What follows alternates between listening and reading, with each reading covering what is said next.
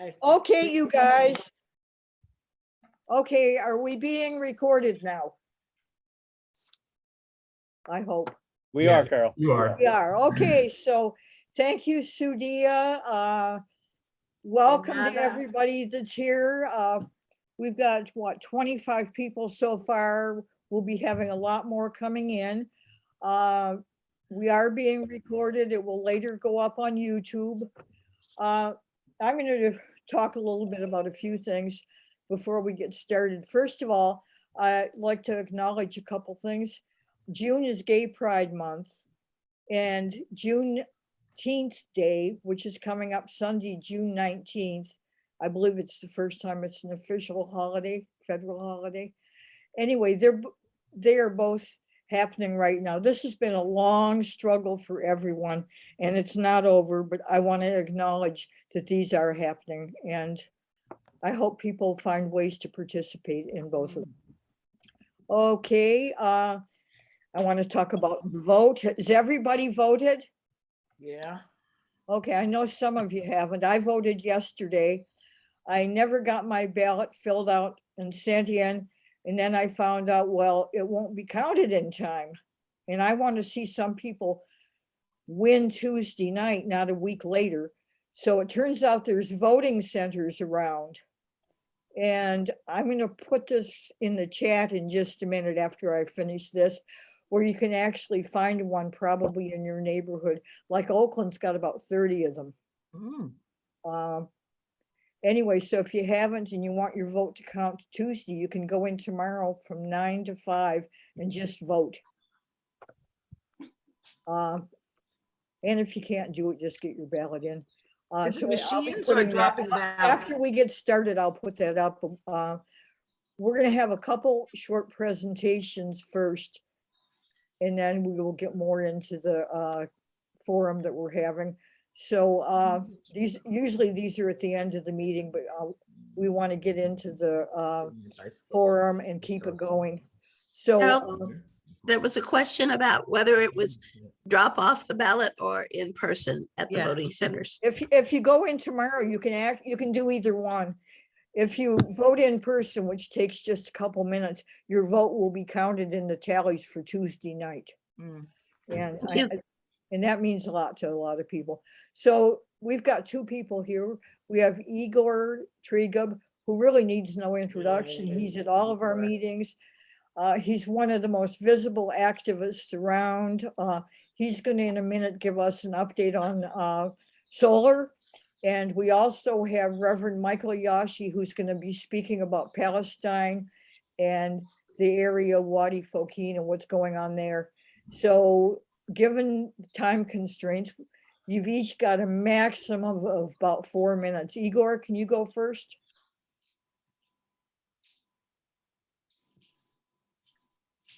Igor, you're muted. Sorry. Okay. Yes. And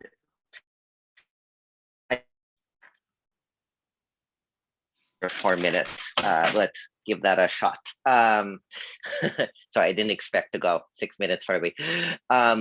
Yeah, so I want to just catch you up on an issue that has been taking up the better part of the last year and a half, the fight for solar and just renewable energy democracy. Just to remind folks, companies like PG&E are motivated by greed. They just paid their COO $55 million in bonus alone. Meanwhile, they are trying to tax rooftop solar panels. And this tax would extend all the way down to working class and middle class folks, the very same people that we should be making solar more affordable and accessible for. 2021, the California Public Utilities Commission, instead of regulating the utilities like they're supposed to, basically became captured. Well, they didn't become captured then, but they proposed a solar tax that would be about $57 a month, as well as an 80% reduction in the credit that folks receive right now when they don't use and want to give it back to their neighbors. So, of course, thank you to our Revolution East Bay for being part of the over 600 organizations, half of California's congressional delegation, dozens of elected officials at the state and local level who banded together to say no, no, no to the solar tax. And so in May,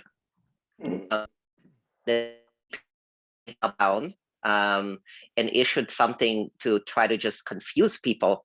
Now they're calling it not a tax, but a non-bypassable charge on self-consumption, whatever that even means. Well, I'll tell you what that means. It's a tax by any other name. That's the equivalent of having a clothes dryer that you don't use. Maybe you have it, but you want to save money and energy by air drying your clothes outside. But you are going to get taxed on it. That's what they're proposing to do with solar panels as well.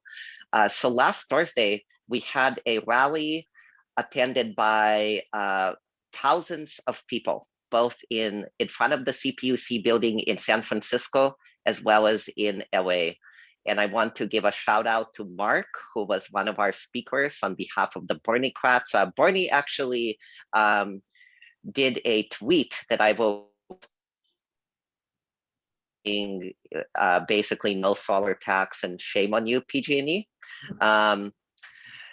So now we have delivered almost 1,000 public comments and videos.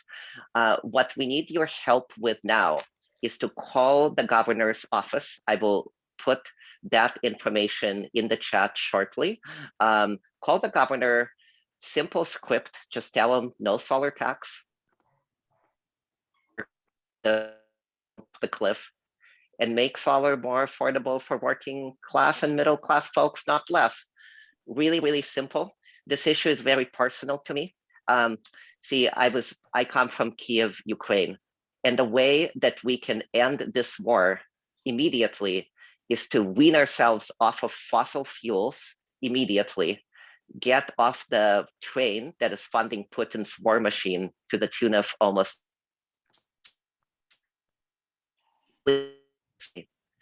and a democratized renewable form of energy like rooftop solar is one of the best ways to do that. So let's win the peace in Ukraine. Let's win for the planet. Let's win for the climate. Let's win for working people. Let's win for in solidarity with 86% of Californians that in a recent survey that they support more solar, not less. Let's do this. Oh, clean power to the people. Thank you. Stop the war. Igor, thank you so much. You know, I heard about 1,000 people went the other day to the event in San Francisco. And, you know, we all just appreciate what you're doing, and we all need to get out there. I mean, days are numbered, folks. Okay, the next person we're going to hear from is Michael Yoshi, who's going to be speaking about his Palestine project. Michael, welcome. Thank you, Carol. Can you hear me okay? Yes. Okay, I'm going to pull up a little screen share and there.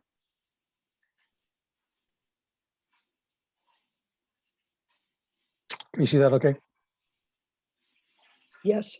Okay, so I'm with the Friends of Wadi Fouquin. It's a partnership with the Palestinian Village in the West Bank that's really centered here in the East Bay. And I think we've presented to some of you before. I'll just do a very brief synopsis of what's happening right now. Wadi Fouquin is in the West Bank, very close to Jerusalem in the Bethlehem district. This is a close-up. It's right on the green line here, Wadi Fouquin here. All these blue splotches are illegal settlements. Here's the city of Bethlehem and the Bethlehem district. Wadi Fouquin is an agricultural village, very small village, about 1,300 people, priding themselves on their produce, which they market in Bethlehem. It's a very quaint village in many respects. And the biggest issue that they're dealing with is illegal settlement of the Tar Elite, which has appropriated land on the hillside of Wadi Fouquin. It's one of the largest settlements in the West Bank at 60,000 population, pushing towards 100 is what their plans are. That's what it looks like over the years. And what's happening with Wadi Fouquin, they continue to have land annexed by the Israeli government. And about October of last year, we were on a campaign dealing with this issue of land being taken for a road to build out the settlement infrastructure, transportation infrastructure. This was where the road was to go, in farmland that was to be destroyed. We had a letter written by Barbara Lee and Congressman David Price, North Carolina, with about 20 congressional officers signed on last October to try to avert this. And it was sent to the State Department. State Department officials visited the village. And unfortunately, right around when they were taking place, there were demolition orders also issued separately to farmers to destroy homes, water cisterns, compost facilities, and agricultural buildings. This is what the signs look like when there are demolition orders given. And then after the State Department visited in December, about 10 days later, there were 45 olive trees demolished on one farmer's land, accompanied by the soldiers into the village. And then just this past March 22nd, there were 30 olive trees demolished in another farmer's land. So not too long ago, just about a month ago, we received word also that there was several more acres that were being identified as state land by Israel to be confiscated. And so it's a very touch and go situation with the village. As we have reached out to our Congresswoman Lee, we're looking to actually reach some Senate offices now too. And I want to thank Austin Tam for inviting me here today, saying that this group is very connected to Senator Sanders. We really like your help, if you could, in helping us reach their office. We also have some constituents in Vermont that are also reaching out there as well, but we'd appreciate an effort.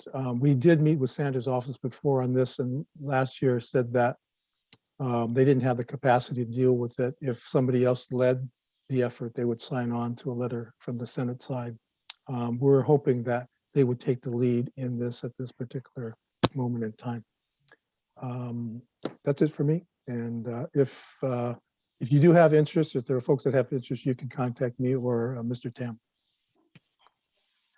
Okay, thank you so much. And if you want to put something in the chat that people can, copy and sign or forward, that will help. We'll get, if there's going to be a petition, we'll get back to you and I'll ask Austin to distribute that to you. Okay, yeah, he'll send it and we'll send it out to people. Yeah, what we're really looking to do is to set up a meeting with Senator Sanders' staff on this, and kind of sooner than later, because we know Biden's going to be visiting Israel and Palestine at the end of this month. Okay. Thanks a I lot. guess we're ready to move on. I need to let you know a few other things and then we'll actually get to the candidates. So I want to remind everybody again, if you're on this Zoom, keep muted unless you have been asked to speak. We don't want to hear what's going on in your kitchen or any of this stuff. Okay, everybody got that? It's really disruptive. Okay, so we have invited 3 very strong progressives today to interview, question, and let the OREB membership vote on which one we are going to endorse. It will be a ranked choice vote and it'll be happening after the meeting. Things will be sent out in the next couple of days. So I know there's a lot of people running for mayor and some are better than others. what we did, we've actually looked at a number of people to see who we could support and who we can't. As most of you know, or you should all know, one of the things we're really strong on is keeping money out of politics. So when we would look online at somebody's website or Facebook or articles that we have seen that some people are funded by developers, real estate, police unions, big businesses, you know, endorsed by these people. They're not people we can support, or they're people that really just aren't viable. They don't seem to have a website. Maybe they put something up on Facebook they're running. They're really good people, but they're not somebody that's viable for us to support. This is a big race. And we've picked 3 really strong people that seem to meet our progressive values. So I just want to mention that if anybody says, well, why didn't you invite this person? Why not that? You know, that's basically why. So, okay, now as far as actually voting, you have to be a member in good standing of our revolution, which is 2 things. One, you need to pay a yearly kind of a donation of dues, anywhere from $5 to $27 or more. It's up to you. There's also a participation requirement. You have to have attended at least 3 OREB meetings or activities in the past year. It could be canvassing, attending our meetings, going and being at an info table, voter reg, rallies. There's a number of things you could do.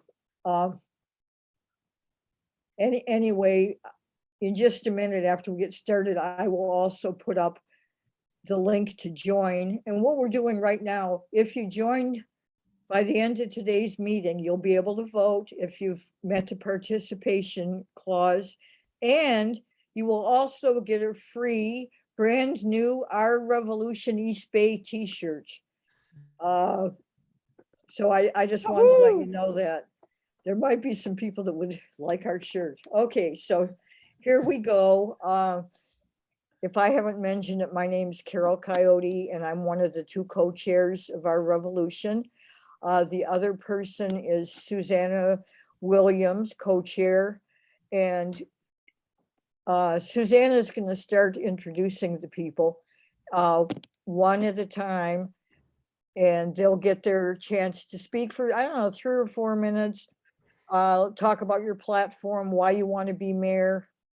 And then we've got 3 or 4 Oakland residents who are people who will actually vote in the election for in November for candidates. And they have a lot of questions that they want to ask, and time permitting, we'll take other questions. In the past, we've had problems a couple times of people coming into our meeting and being kind of harassing and rude. We won't put up with that. So I just want to say we encourage people to ask tough questions, but we don't allow harassment of the candidates or attendees at the meeting. If you are engaged in hostile behavior towards others in this meeting, we reserve the right to remove you. So hopefully that's not going to happen. You're all cool, okay? Anyway, I guess we're ready to go. Susanna, would you like to start introducing people? I think we're not going to go in any particular order. Do you want to go for it, Susanna? Sure. Yeah, we've got 3 amazing candidates here. We've got Greg Hodges, Alyssa Victory, and Shang Tao, who are all joining us. So out of the 3 of you, I know you're going to stick around for the panel. So does anybody have a burning desire to go first? If not, I'm just going to pick. I see no hands raised. Greg, was that a hand raised? Sure, why not? Okay, all right. All right. Okay, so yeah, Carol said, like, you know, spend at least 2 minutes telling us, like, you know, why you want to be mayor of Oakland, what you bring to the table. Kind of try to keep it to 4 minutes. So first up is Greg Hodges. Greg has years of experience as a consensus builder, a facilitator, a healing practitioner, community attorney. policy advocate, youth mentor, and a cultural artist. He's worked as a lead facilitator for the African American Response Circle Fund for the past 2 years. Greg has lived in Oakland for the past 40 years and in West Oakland since 1992. He's a parent of 5 and a proud new grandparent. So Greg, you are up. Cool. Thanks, Susanna. I really appreciate the opportunity to speak with you all. This has been a long time coming. I think I met Susanna, you back in November with a smaller group of you and talked a little bit. My name is Greg Hodge, and I'd be honored to serve as the next mayor of Oakland. I want to acknowledge, as Carol did, Gay Pride Month. So for all my LGBTQIA folk that we're celebrating with you. We're celebrating Juneteenth, the commemoration of a day that is really kind of, in the African American community, we've had mixed emotions about it for years because, the idea is that people in Galveston, Texas didn't hear about Emancipation Proclamation from Abraham Lincoln from January until June of that same year. But we've turned it into a celebration. There'll be a huge celebration in Oakland on the 19th that we'll all be part of. I want to start by saying also just life is interesting and hard at times because there's, the issues of what happened in Buffalo, New York, and what happened in Uvalde, Texas, and what's happened in Parkland and Sandy Hook and Nevada, way too many places that our country is suffering because of a small minority of people who think that having an assault weapon, not having a background check, and giving guns to 18-year-olds makes sense. So I really just wanted to pause for a moment and just think about the folks who lost their children or their parents. I did work in Buffalo over the last 10 years as a consultant, actually helping establish a racial equity roundtable for the city of Buffalo. And so I know people there. I know people who were hurting during that time. Matter of fact, I got a call the day after that tragedy happened asking if I could come to Buffalo to facilitate some healing circles. That's an indication in some ways of the kind of work that I've been involved with. I was part of the Bernie Sanders campaign at the invitation of Walter Riley. I was part of the group that was called Black Folks for Bernie. Probably was in the same room with many of you out in Richmond when Senator Sanders came and spoke to us. And so for me, Bernie's intergenerational project of systems transformation is at the center of why I'm running for mayor. I think that too often in City Hall, at the Board of Supervisors, in the State Assembly, that we really have political transactions and we talk about systems transformation, we talk about systems change, we talk about equity, but we don't really put it into effect. And so I think that this is the moment in American history, this is the moment in Oakland's history for us to actually grasp the promise of all of the radical ideas that you all have talked about and worked on, the ideas that Dr. King's generation and the beloved community, all those ideas of basic and fundamental fairness in the society.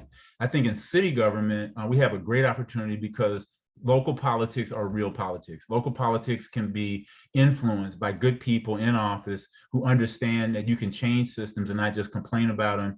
And that as a value set, what I hope to bring to this, and some of you, if you've seen any of my materials, we're leading with the idea of hope and healing. People in Oakland are anxious. People are nervous about the future. People are scared to drive their cars downtown often because they don't want their windows broken out. Worse, they're scared of personal attacks on their attacks on their person. And so I think that hope makes a difference. I think that bringing a sense of the possibilities to our young people, bringing a sense of safety to our elders and other folks. I'm 62 years old, just celebrated a birthday, so I consider myself in the ranks of the seniors. I started getting stuff from AARP when I was 45, and I kept going, why are they sending me this? And so now I get it. It's like, and as Susanna said so graciously, I'm a new granddad. And so for me, I want to bring my skill set as a consensus builder, a community lawyer. I've been a school board member, a workforce investment board member. In the last 2 years, helped organize folks in the Black community to respond to COVID with something called the African American Response Circle. We raised $1.1 million, got it out into the community in a range of ways. We partnered with our clinicians like Noha Ablada from Roots Community Clinic, Kim Rose from UCSF and the Umoja Health Project, and many others. We went to the county to advocate for the use of federal dollars that came down from the American Rescue Fund Act and use it to transform the economic situation of people in Alameda County, not to do business as usual. And what we learned in that process is something we knew, is the county and the city don't work together well. They're very stodgy in terms of how decisions get made. We pushed for, out of a $368 million pot across the Black community, the brown community in the Fruitvale, East Oakland, and other places, to say, carve out $200 million for rental supports, for universal basic income, for health centers that could be focused on the mental health of young people as well as parents and others. And we just ran up against a roadblock. We also found out that the county sits on a $2 billion reserve. So for me, the reason I'm running for mayor is not because I want to run for something else.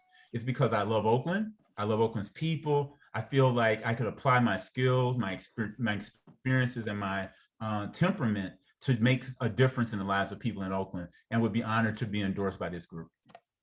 Awesome. Thank you, Greg. And I totally forgot to set the timer. So y'all guys are all going to get a little grace from me on that one. I'm timing. Susanna, I'm timing. You are? Oh, Yep. Good. Thank God. Because I am terrible at the timing thing. I always forget. I get caught up in what's being said. Okay. So next up, our next candidate is Alyssa Victory. Alyssa grew up in Oakland. She started volunteering when she was in middle school with her parents at True Vine Missionary Baptist Church. Her first paid job was as a student organizer in Oakland. She was the first in her family to attend a 4-year university. She graduated from UC San Diego with a bachelor's in ethnic studies. She's also a graduate of Hastings Law, go Hastings. One of my favorite bosses went to Hastings, and currently works with the ACLU as a criminal justice attorney and as legal counsel to Communication Workers Local 9415. So without further ado, Alyssa, you are on, and Michael is timing. Thank you, Michael. Thank you all. Can someone give me a thumbs up so you can hear me? Yeah, Echo can hear you. Okay. I am Alyssa Victory. If Alyssa is a little hard to pronounce, you can just call me Victory or V. It's all good. If you don't know me already, I am an Oaklander. I'm Oakland's daughter. I'm raised in North Oakland and have since lived in every city district. I currently live in the Mills College area, where I'm actually moving to San Antonio Park community to help take care full-time of my godchild, who has been orphaned due to COVID. Lost both of his parents. And so I remind you all that our mask mandate for our county has been reinstated and that cases are up, and to make sure you are protecting yourself and making the best decisions possible, because there are real impacts, and our communities, my family is forever changed due to COVID. I am running to really center people and workers. We have a $97 billion surplus. Oakland is home to the 5th largest port in our country. We have a lot of resources. We have a lot of power. It's whether we're willing to use it to serve people and to address our long-standing issues and our stated crises in our city. I am that candidate. I launched this campaign last November from a union hall in Oakland with CWA 9415, and I've been on the ground ever since. I've been hosting free events, mixers. You'll even catch me tabling at parks at First Friday just 2 days ago. You'll catch me having happy hours, catch me on Zoom, making sure that I'm accessible and available and having deep conversations with the voters of this city who will actually decide this election. I represent this city in being one of the youngest candidates who is going to inherit and already has inherited all the problems of our past leadership and is trying to turn that around for all of the generations that are coming behind me and those that I represent. I'm also would be the first Black woman to be mayor of this city, the first ever in Oakland's history when I am elected. That is critical when we know that Oaklanders, Black Oaklanders, 70% of our unhoused population look just like me, right? The people who are being pushed out of jobs, of homes, of our public schools, they look just like me. They talk just like me. They're going through a lot of the same things. And so I'm representing them, but I'm also able to be an advocate, able to be a bridge. And again, I have a law degree and I've been working in the public's interest ever since I was a law student, actually. As a law student, I worked in our city attorney's office, advising our government on how to implement things like Measure F, which is our city's local minimum wage law. I also helped to prepare our city for labor negotiations. Again, I'm a labor advocate and a criminal justice advocate. My daily job is working with both workers throughout the state of California and the state of Hawaii, but also to advise 48 out of 58 counties, including the city of Oakland and the county of Alameda, on public safety. I've advised our elected officials, I've advised our city boards, our city commissions. Just last week, I gave a presentation to our police commission on what their obligations are under the Public Records Act. So everyone that wants to do things, it's great to have values and to have statements, but I have the tangible skills, the experience in our city and the professional expertise to address all of the problems that Oakland is facing and to do them unapologetically, right? Without excuses. We have a strong mayor system, which is why 3 council members are running against me in this race. But I am the only attorney who is practicing, who has advised them on how to do their jobs. And the center of all of the crises we're seeing and witnessing is the crisis of leadership. That's why I'm proud to be here seeking OREB's endorsement, because OREB really was founded to elect a progressive champion at the federal level for president. And ever since, you've been helping to elect local progressive champions. You helped to elect me as an ADEM delegate for this assembly district back in January 2021. You took the chance, well, not really a chance, but you understood that I have progressive values that are aligned with yours, and I have a plan and a vision that I was able to execute with $0, with a really obscure process where you had to request your ballot through this specific website and wait to receive it. And I was able to win that election against a slate of candidates that were funded and endorsed by the assembly member at that time. So I've already been successful at being the underdog and winning and being able to serve in an elected position because of our Revolution East Bay. I first met this group back in 2017, actually, when you were supporting Pamela Price for DA in her first run. I volunteered for over a year on that campaign, and a reminder for you all to vote for her by June 7th, this coming Tuesday. I'm running again on a radical policy of people-centered, worker-centered leadership, of using the strong mayor's powers, which I've advised our cities on, to address our longstanding problems, to work on implementing progressive policies, platforms like public banking. And I've been a champion of public banking since I wrote one of the very first legal memos to our city and the city of San Francisco on that very issue. And we watched as it stood with no action until our coalitions and community members like Public Bank East Bay started to pick it up and to push it forth. I'm running on implementing all of those people-centered, worker-centered platforms that don't really come from me, but come from the years and decades of this community organizing and work that I've been doing, that we've been doing together, and that the other progressive champions that our revolution is already supporting is working on. So I look forward to the questions that you have for me today. Please visit my website, victoryforoakland.com, to get signed up for more information. And remember to vote victory this November. Thank you, Alyssa.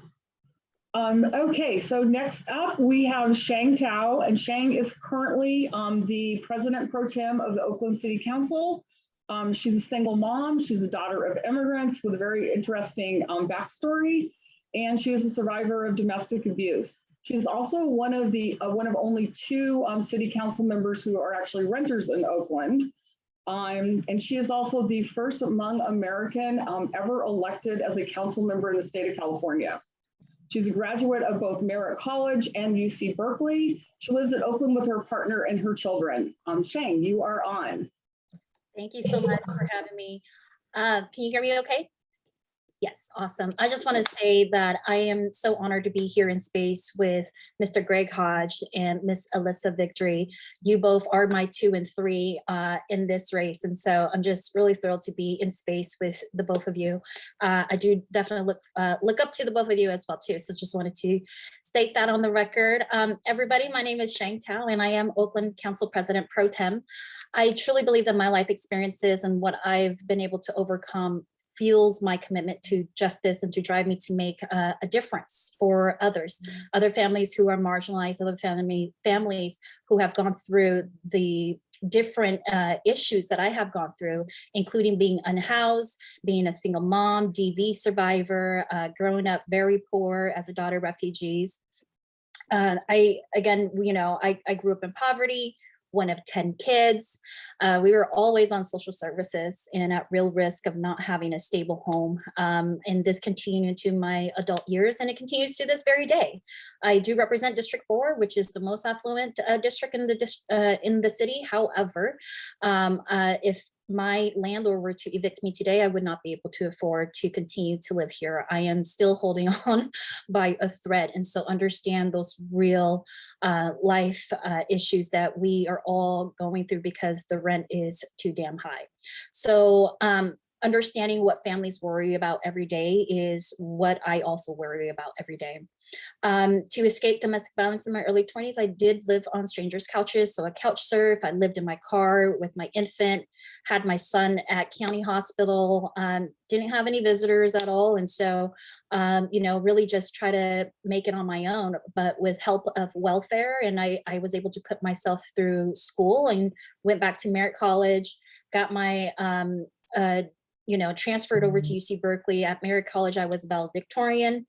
While at Cal, raising my son as a single mom, I also helped co-found the foundations of what it's called now, the Bear Pantry, which is basically, we always talk about the starving students, but nothing has ever been done about it. So myself and other classmates got together and did something about it. And so as a council member, I do wake up every day inspired about the chance to make a difference for those who are in the most need, to build lifelines for economic stability for those who are historically marginalized. And I will bring that same perseverance, determination, and relentlessness that has defined my entire life to the job of leading our beautiful city of Oakland. I am proudly supported by our city workers, SEIU 1021, sole endorsement, and IFPTE Local 21, Oakland firefighters, California nurses, our bus drivers, grocery workers, court workers. Those are all sole endorsement, and also with Attorney General Rob Bonta, Supervisor Valle, Assembly Member Majority Leader Eloise Gomez Reyes, and many others, including Block by Block Organizing Network. We are really proud of running a grassroots campaign, and we know that with your support, we can really put Oakland on track. I am not going to be able to out fundraise my competitors on the city council just because, like you have stated before, they're corporate backed, but however, we will stay competitive through our people power. Fun fact is that if we win this race, I would be the first Hmong American in the whole nation to actually lead a big city like the city of Oakland. And so the Hmong community is excited. And as you may or may not know, the Hmong community is a community of that has high poverty rates. And not just that, but they don't have a lot of money. However, they're putting their money together to support our campaign because they believe that I will be that voice for families like theirs in the city of Oakland. And that is what we want. The question around why being Oakland's mayor when you're already on the city council, well, it's about getting things done. And being mayor isn't about giving the same speech about the possibility of Oakland. We already know the possibility here, the strength of Oakland's diversity and its vibrancy, our amazing weather, the location and everything that we have here is in the heart of Oakland. And we know this, but what we need is to focus on the basics.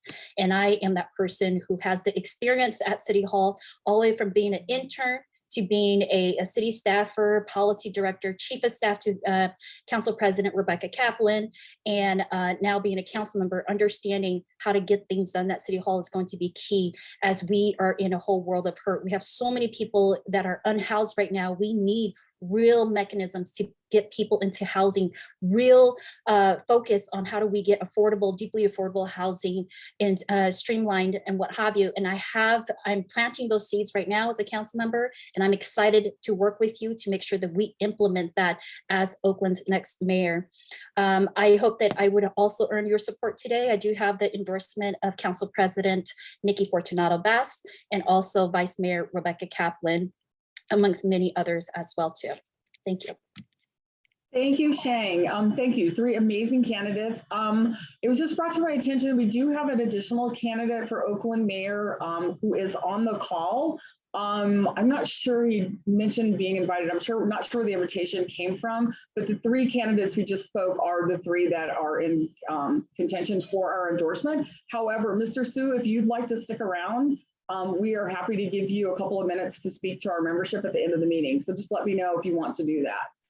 Okay, so I'm going to turn this back over to Carol, who is going to introduce our panel, who is going to ask our candidates some questions. Okay. Yeah, that's going to be a hard decision on who to vote for. Three like really super people, man. And each one to me stood out in their own ways too. So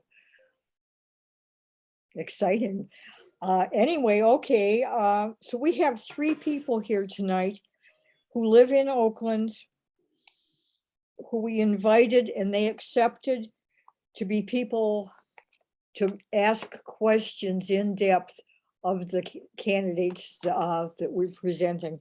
So I'm just going to briefly introduce them and then we'll get started on the gazillion questions. Okay, we have Joaquin Mclean. Joaquin is one of the co-founders of our Revolution East Bay. So we've been working together a long time. He's a longtime union member and activist. He's also a very active member in the Wellstone Democratic Renewal Club. He's the co-founder of Inkworks. And he also raises horses, kind of as a hobby. I just thought I'd throw that in because I like to tease him about that. Anyway, the second person is JC Rowe. JC is a very strong organizer and activist. I originally met him when he was campaign manager for Javanka Beckles' run a couple years back. He's very, very committed. He's also worked on other campaigns. I know he worked a while back on Pamela Price's current campaign. I believe he was in charge of Berkeley. And he's done others. He's also the father of 3 young children. Okay, and the third person we have, she's one of these people that needs no introduction. If you've ever been to a rally or demonstration or phone banking or anything, you know her. That's Shirley Goulab. She's probably the most active person I've ever met. And anyway, she's also basically the face of the San Francisco and East Bay chapter of the Progressive Democrats of America. She's been an Oakland resident for a long, long time. And I know that she's going to have some questions that are going to make people think. So who wants to, the way we'll do it, one person will ask a question, then all 3 candidates will answer it. Then we'll rotate to one of the other panelists who will ask a question, etc. And just keep going like that as long as we can. Who would like to be the first one to ask a question? Shirley. Okay, go for it, Shirley. Unmute yourself. You're muted. I want as much time for people to talk as possible. So I don't want to waste time waiting for people to raise their hands. So anyway, I sent in several questions and I don't know how many of them. I know one of them has already been answered because the litmus test for progressives is who you take your campaign contributions from. So you all passed. That's great. So my second question was, there have been some famous mayors that have had a lasting impact on improving the quality of life for their urban dwellers, from Burlington to Barcelona. So do you have a model in mind or describe the unique needs of Oakland that demand a fresh perspective?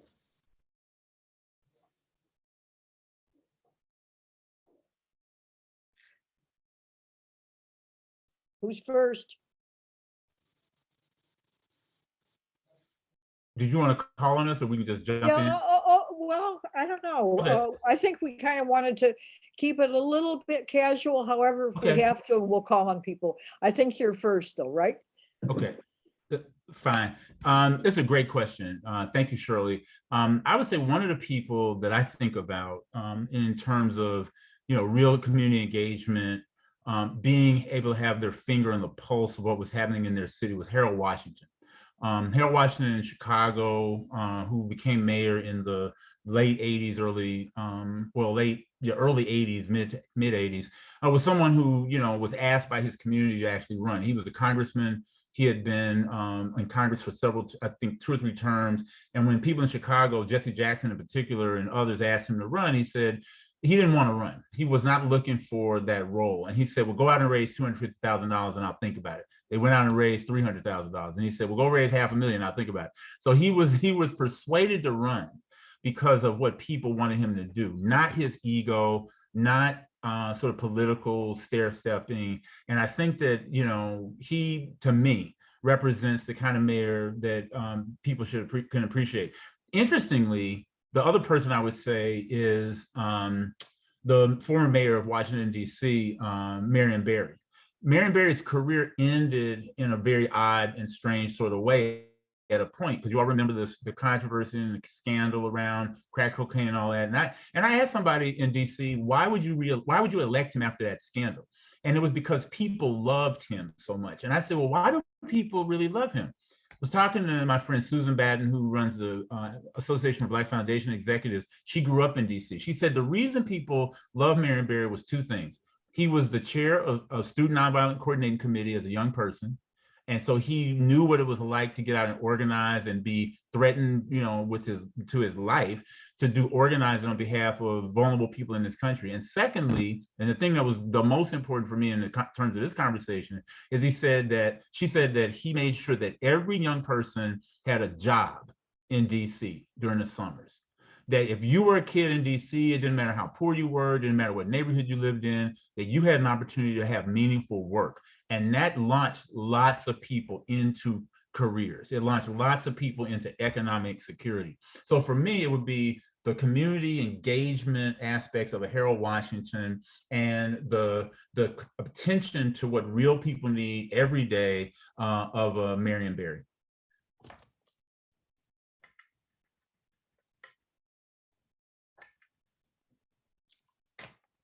Jump in. Okay. I have a lot of people that came to mind, so I'm gonna mention a few. I can't just say one. I'll be remiss if I didn't mention Pamela Price and Kat Brooks, who both ran for mayor during our last cycle in 2018, would have both been the first Black woman if they were elected, but I love that they ran and I can run and be unapologetically running on a platform of truth because they did so before me, because people like them have poured into me and mentored me to be at this space, including people like Baba Hodge and others who helped my journey to get here.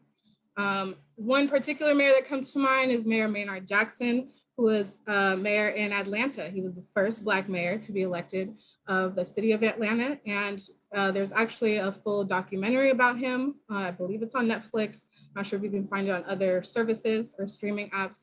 But he was mayor, I believe, for 4 terms, but his first term was most important because he was the first Black person elected during that election in the 70s. But he also helped expand Atlanta into an international airport, into a Black Mecca, which it's known for now, into radical investments, into people of color, into poor people, people who had been disenfranchised for decades, if not centuries. And that is a similar condition that I will be inheriting in the city of Oakland. Again, I talked about how 70% of our homeless population is Black. Well, we're only 20% Black as an entire city population. So that is not by accident, it's by a design of injustice that's been operating for decades, causing my own family to lose our home to foreclosure during the foreclosure crisis, which was a massive capture of Black wealth. We also have an international airport in the city of Oakland, and right now are not really showing the aggressive desire to develop and invest in that area to make public spaces available, but to also bring tourism and international perspective to that area, where instead of trying to, in my perspective as someone who's lived in the 80s, who lived in the 90s of East Oakland in that area, that is being divested, right? There is no access to grocery store. I would go to San Leandro. There's not any basic infrastructure for the neighbors in that community, and many of them are homeowners and have lived there for decades and are like the last bastion of people of color in Oakland who have lived here in their homes for that long. And so I want to invest in our airport. I want to invest in our airport district, in our tourism there, but also in making sure we have basic necessities for our communities to live there. Maynard was very important to me because he called the Atlanta airport an international airport before it was one. They didn't have any international flights, but he had the vision and the understanding that it was going to be there with his own faith and with his aggressive work on that priority. The second and last person I'll mention is the mayor of Emeryville, Mr. John J. Bowders. He's very impressive in his advocacy on a really regular daily basis for non-car transit and travel, for expanding safety of our roadways, for expanding public transit and access to greenways, waterways, and other public spaces. The city of Emeryville is also doing amazing things and meeting their affordable housing goals and also getting community benefits built in to other companies and corporations that are coming into their city. And so I definitely look to Emeryville and to their leaders, not just him, but their city council as well, for the things they've been able to accomplish as our neighboring city. And I'll stop there because I saw Mike Snell.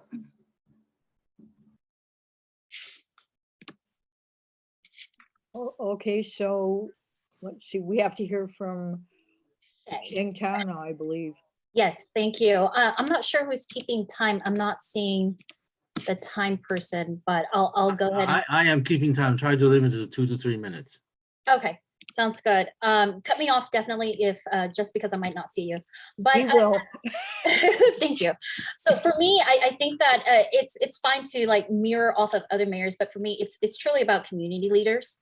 And I think that there was a focus on making sure that our mayors are focused and hyper focused on community and investing in those who are most marginalized. And so through creating to invest in those who are most marginalized, because we all know the trickle down effect does not work.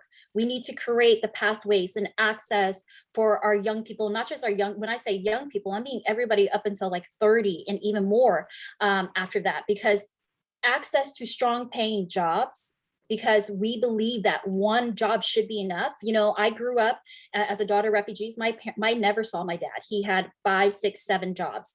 And so for me, it's incredibly important that we invest in these marginalized communities so they are able to still live here in the city of Oakland. And we need to tackle that immediately, even if that means and making sure that we have paid internships. Under Jean Kwan's leadership, we had 2,000 paid summer youth programs. And after her leadership, under the current leadership, we shrunk that down. Not we, but the executive branch, the current mayor shrunk that down to 200 paid internship. We are not getting resources into the pockets of our young people, especially during the summer.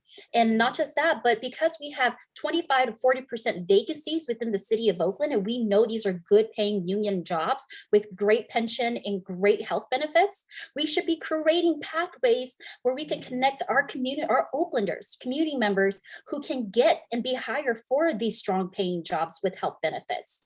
It only makes sense. And I want to be the mayor who does that. Also, citywide financial education at an early age, making sure that everyone has access to citywide financial education, access to public infrastructure, just like my colleague had said. I grew up in apartments and parks were my front yard and my backyard. So it's all about going back and focusing on the basics about how do we get stuff done. And I have a track record of getting stuff done, right? It's about the candidate, not just with the most experience, but the way to effectuate the change that we want to see. And there is a way that we do that. And I have demonstrated that through the progressive business tax, working with Vice Mayor Kaplan, Council President Bass, Council Member Fife. We were able to come together, even though big chamber and big businesses didn't want to pay their fair share, we were able to bring them together with labor. And now we have a progressive business tax that's on the ballot. And I know that that will pass with your support for sure. But because previously it was just a flat rate, no matter how big your business is. And so for me, it is about getting back to the basics and understanding what community needs.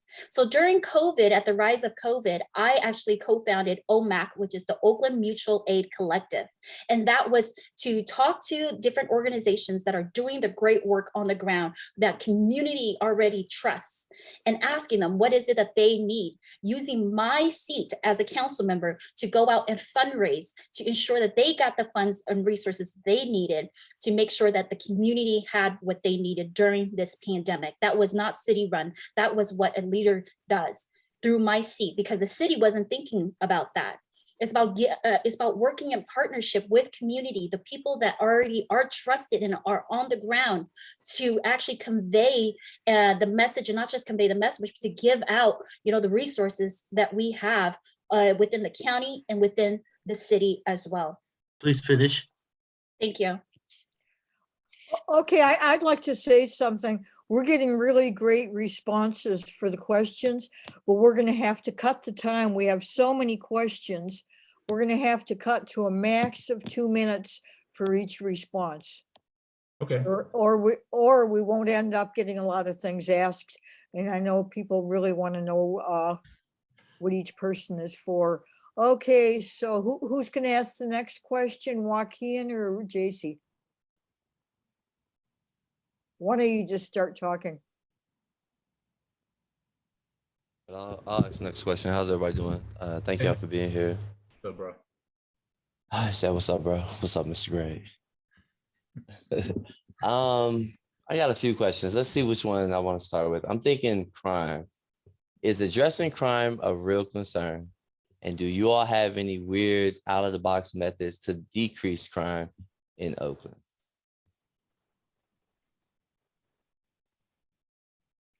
Okay, who wants to go first? Greg, do you want to start? Sure, I don't mind starting again. Well, first of all, thanks for the question, because the issue of public safety is probably one of the two, if not the biggest concern that most people in Oakland have, behind affordability of housing and the unhoused community, as well as jobs and other economic opportunity. So for me, it might not be, I'll say it like this, JC, it's sort of out of the box because we're not doing it well, which is to not think law enforcement first, to think jobs first, to think mental health services first and social supports, to think working with young people the way Ceasefire and Violence Interrupters and Department of Violence Prevention and Oakland Frontline Healers and BOSS and all of and East Oakland Youth Development Center, the way that we've worked with young people in the past. I think that the idea that we have to have a comprehensive approach that is going to include shoring up the mental health services, the social services, and that economic safety net, and using law enforcement in only the ways that you really need to use law enforcement.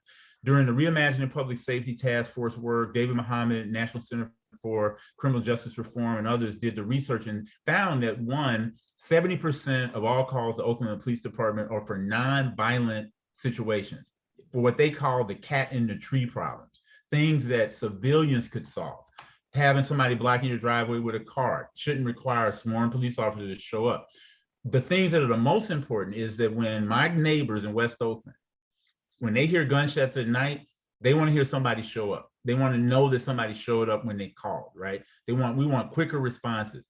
When someone is murdered in Oakland, we want people to be held accountable for it. We don't, it's sort of the way I've been saying is like, Ms. Williams metaphorically wants the police to show up and give her the responses she needs, but she doesn't want them to beat up her nephew. She doesn't want to see them abuse a kid just because they happen to be on the block. I've seen that happen on my block. I've as a Black man in America, I've had to have that same kind of sixth sense about like, how do I interact with the cops and all that. OPD, under the leadership of LaRon Armstrong, I think has an opportunity to change the culture of the police department, to have the right amount of policing to solve the murders that we have. I think the clearance rate, unless it's changed, is something like 30% of all homicides in Oakland actually get solved. Last year, and I think part of, if there's one out the box thing I would say about it, it's old school, but we need to put a face on what happens. We had 138 plus murders last year, and most of us don't know any of those people. We don't know who their names. I had a friend who was killed last year, Dirk Tillison, home invasion on a Friday night. He and his wife were home. He was shot and killed. We still don't know exactly why somebody would come in on Dirk. When I went to Dirk's ceremony, this homegoing celebration, people talked about how great a guy he was. He didn't have beefs with anybody. if we were to start saying to ourselves, the mayor's job to me is every time some tragedy like this shows up, the mayor needs to show up. The mayor needs to say to the mayor, last thing I'll say, Mike, the mayor needs to actually help us understand the humanity of what's going on out here and not just see it as a statistic. So that's how I would begin to think about that answer. Okay, Allyssa? I have a lot to say on this issue. Again, my day job is working as a police practices attorney, advising cities and counties on addressing their public safety issues and gaining accountability in their public safety departments. I know that the most safe communities, the healthiest communities are the ones with the most resources, not simply the most police or the most people who are locked up and incarcerated. Oakland is really unique out of all of the cities and counties I work in that a lot of things we're doing here are used as the examples of solutions and used as models in other places, like our police commission and some of our oversight work, and even our use of force policies and other policies that our department has crafted from scratch. But we're also an example of really bad problems with police departments and lack of accountability. We're in our 19th year of a federal settlement agreement because we failed to comply with the terms of that agreement. We're entering a probationary period where we could still have that extended or even rolled back, because the last time we were close to being out of it, we had a huge interdepartment scandal about sex trafficking minors, right? So our department itself has been in crisis. Our department has been harboring people who are violating the law, violating policies. We've had a new police chief who's been disciplining folks. A lot of that gets overturned, and I would know because I've done labor representation of peace officers and understand peace officer labor rights and how hard it is sometimes to actually remove problematic officers or stop them from being transferred to other departments. And even if we're locking people up, where do they go? They go to our jails and prisons where there's been massive outbreaks of COVID. I would know because I teach at San Quentin State Prison and have not been able to teach my class for the last 4 weeks because they're still on a COVID lockdown. Our Alameda County Jail is entering an 18-month federal settlement agreement because they're violating people's constitutional rights. So when we think about the entire pipeline of our criminal legal system, it is flawed, it is unequal, and it is not effective.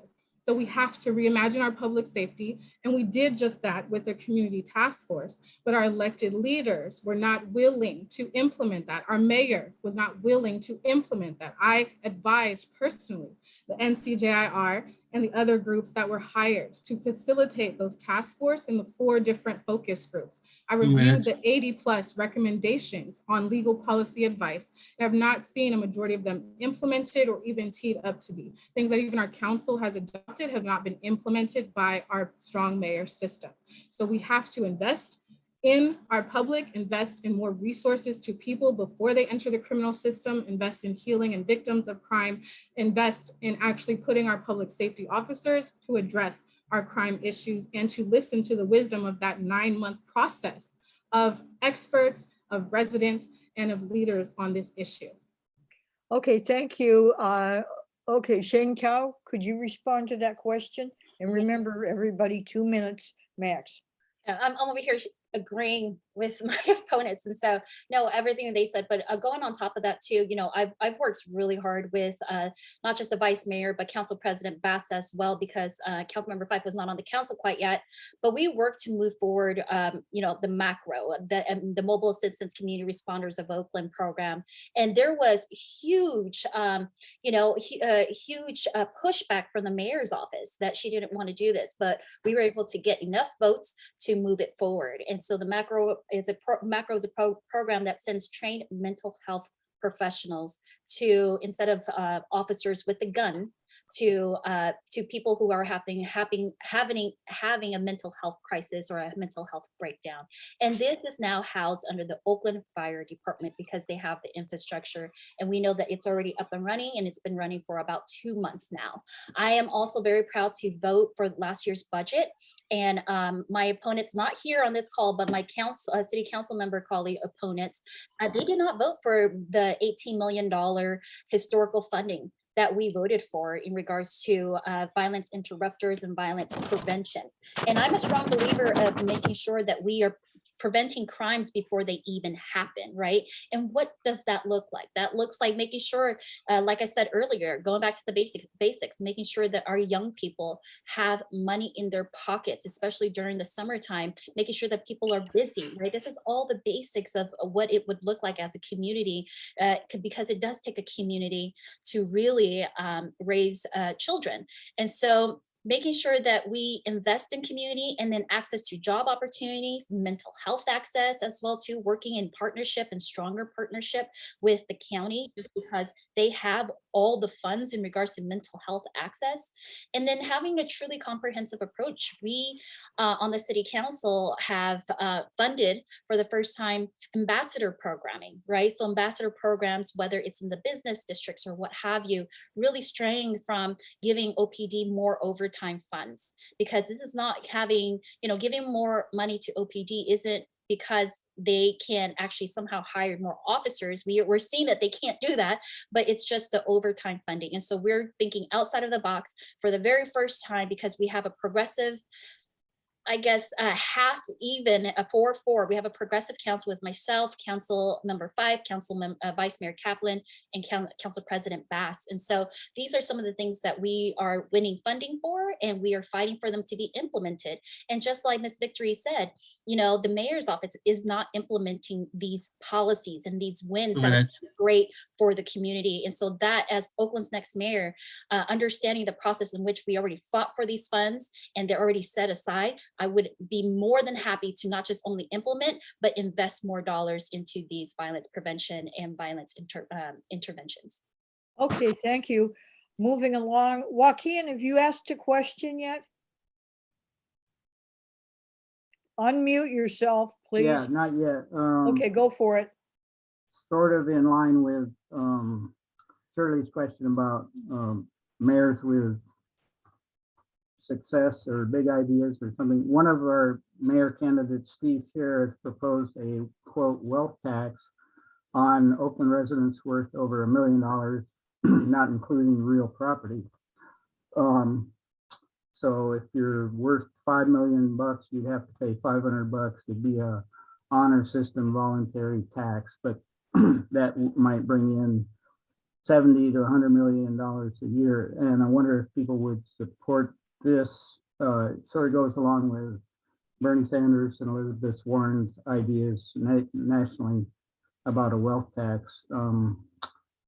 And he's thinking if they're not getting very far on the federal level, but if cities could do that, that would help a lot of these problems, including housing, homeless, the whole public schools debacle, and everything else. So that would be a tax on the rich. Would you support that?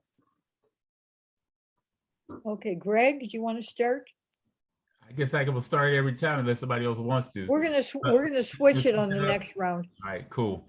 Well, thanks for the question, Joaquin. I would have a lot of questions about it first, just like anything I'd want to do and propose, is to understand how much revenue would that actually generate in a city like Oakland.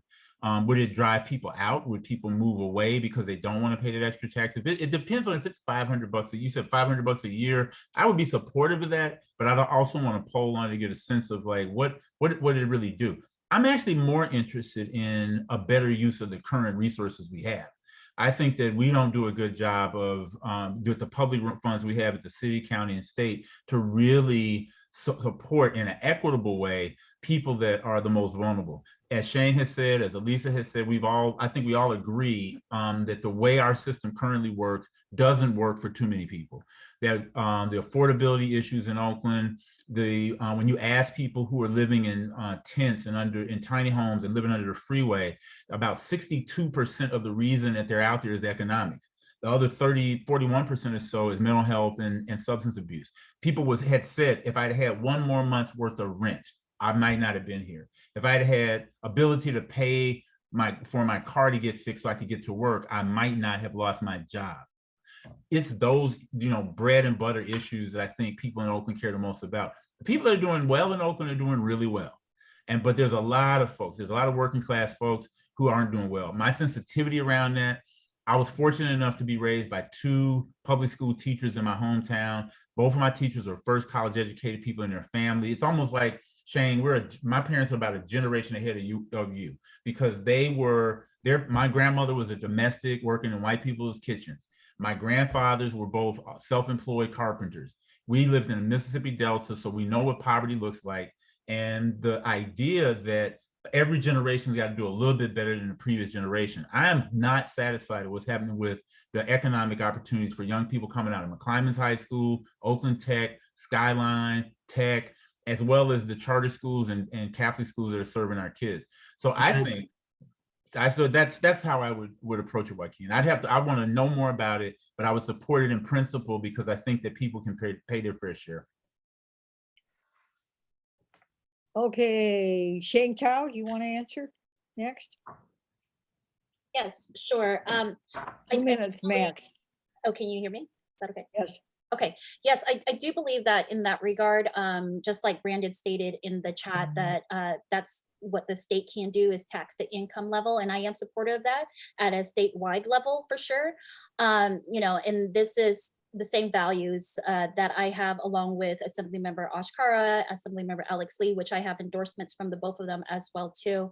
In regards to the city, my position is the same as Mr. Hodge in regards to how would that work, but statewide, absolutely.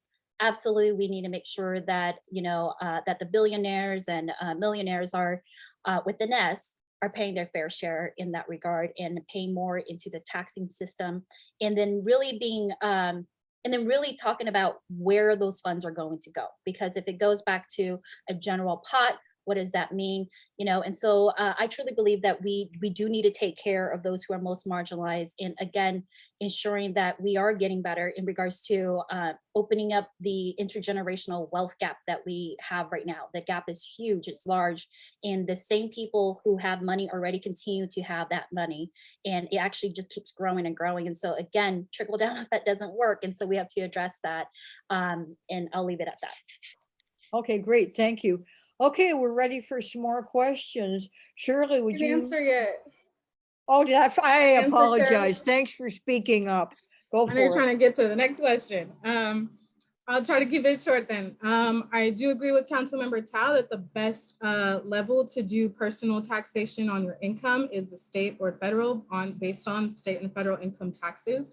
To be able to set the tax reform there versus the city, we would just be limited in like enforcing and even identifying all those people who may have multiple residences throughout the state, right? So I agree that there may be just nuance in who is best, how best to roll it out. Would love to see even specifics of the language, like Baba Hodge has said.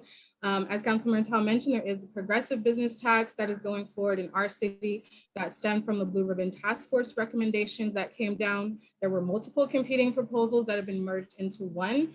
And it's progressive in that it helps update us to the modern world where we're not doing flat rate business taxes. So I support that tax that is going to be proposed right now. But Oakland already has some of the highest taxes that we tax our residents for everything. We have property taxes, we have taxes right now on the ballot with Measure C. I do support voting yes, but that's to fund our libraries. And so many of our departments and basic public services are already funded through taxation because we're not funding them through our general funds. And there's still a problem inside of City Hall with how we are using our billions of dollars, how we're using special revenues, how we're using our general funds, how we're using our court revenues, how we're using state and federal emergency assistance. And so I think there's still a crisis of leadership around, even if we have all these dollars in our hands, if you say 70 to 100 million annually, even if we have that, is it going to go back into the people who need it the most, people who've been harmed the most historically? And the current status quo tells me no. So again, we need someone who's not just going to support these policies, support a new tax measure, but once we actually have that revenue in our city's hands, how are we actually going to spend it? And goes back to the last question about investing more in people to reduce a lot of the issues that we're seeing. Okay, great. Thank you so much. Shirley, would you like to ask a question of our candidates? Unmute yourself. Absolutely. So we've talked a little bit about budget, money coming in, but we haven't talked about budget going out. And the mayor's job is to create a budget. which is a moral plan and speaks of your values. So what departments have you found as you study the audits to be wasteful or lethargic or both? And how will you inspire those people to save our city? Okay, Elise, let's start with you, just to break it up a little.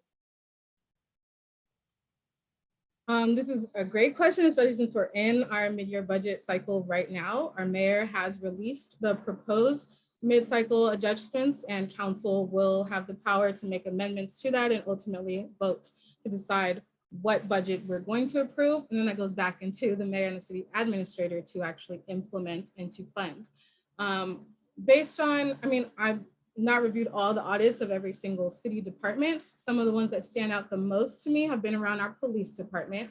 We did have the city auditor's 2019 report that showed that overtime was the single highest cost of exceeding the overtime budget already allocated to OPD. So if y'all didn't understand that, they have their regular wages, they were already budgeted overtime, and then they had overtime on top of that. That was around 30 million at the time. And the auditor found that they were spending most of those overtime hours that had been unbudgeted on special events. And that's why council adopted a resolution that said we need to put special events out of the police department and put it into the city administrator's office, right? To make that administrative shift in what departments, what staffing are handling the work. If y'all aren't aware, our city police have some of the highest wages that they've negotiated and the highest benefits and increases over the next few years with their labor union. So they are highest paid earners under our city, but they also have the highest number of staff in their department. They also have separate line items for things like their helicopter budget.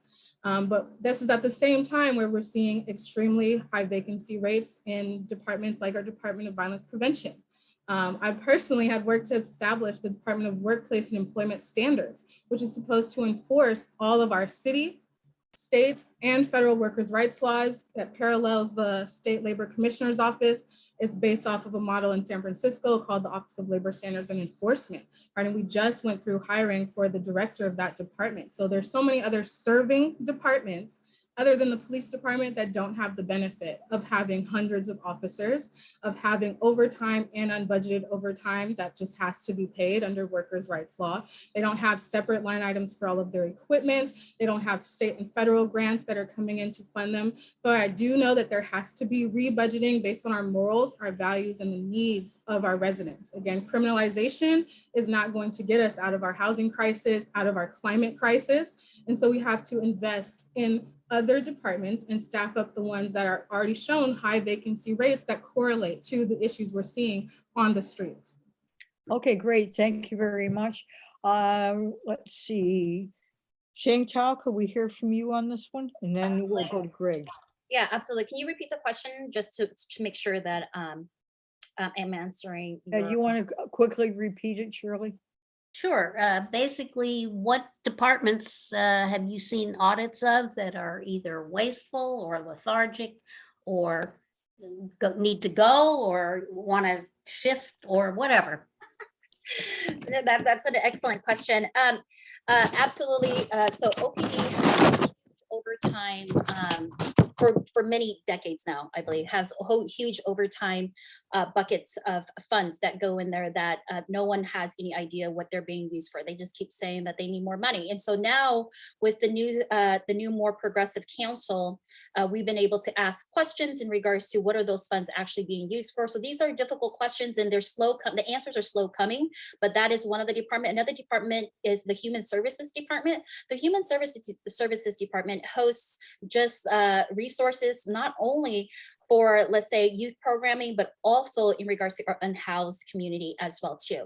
And I believe that the funds in which we are using right now to actually support our unhoused community is actually not doing that. There must be a different way, and I know that there is a different way, but the current mayor in this city is not wanting to do it different. Right now, it is just a business plan where it's 6 months into a tough shed and then 6 months out on the street and back in and out. And that is not that is not okay. These are people, these are families that are living on the street. We must support them to get them into permanent housing. And there is a better way to do it. We know that there is. I know that there is, with working with different organizations that has the track record. And so as Oakland's next mayor, getting people into housing and affordable housing and making sure that they can get a job, and not just get a job, but also the wraparound services, including increasing their credit score, because we know that's important, is going to be key. A holistic approach in order to make sure that we get people into permanent housing and off the street, because that is inhumane to just keep them in for 6 months and then out for another 6 months. Another thing in regards to the workforce employment standard department, we fought tooth and nail to make sure that this one position was filled. And that's ridiculous. It's ridiculous that council passes policy and actually set aside funding, and the mayor does not implement, the city administrator does not implement. Let's be very clear. There are vacancies across the whole city, 25 to 40% vacancy across the whole city. We always hear OPD saying that as if it's only them, but it's across the whole city. So why is it that, again, our Oaklanders are not getting these good paying jobs? And that's a problem that I want to make sure that we tackle as well too, and I do know how to tackle that. In regards to another wasteful, Please finish up. Time. Thank you. Cool. Thank you for the, Okay, let's see. Greg, we didn't hear from you on this yet. yeah. Thank you for the question. And I don't think there's any disagreement about the problems with the way that the OPD budget has been handled. It represents about 70% of the general fund. Last December, I think it was $30 million overtime that then had to be determined, where you're gonna get that money from. Fortunately, American Rescue Fund Act dollars shored up the city's budget.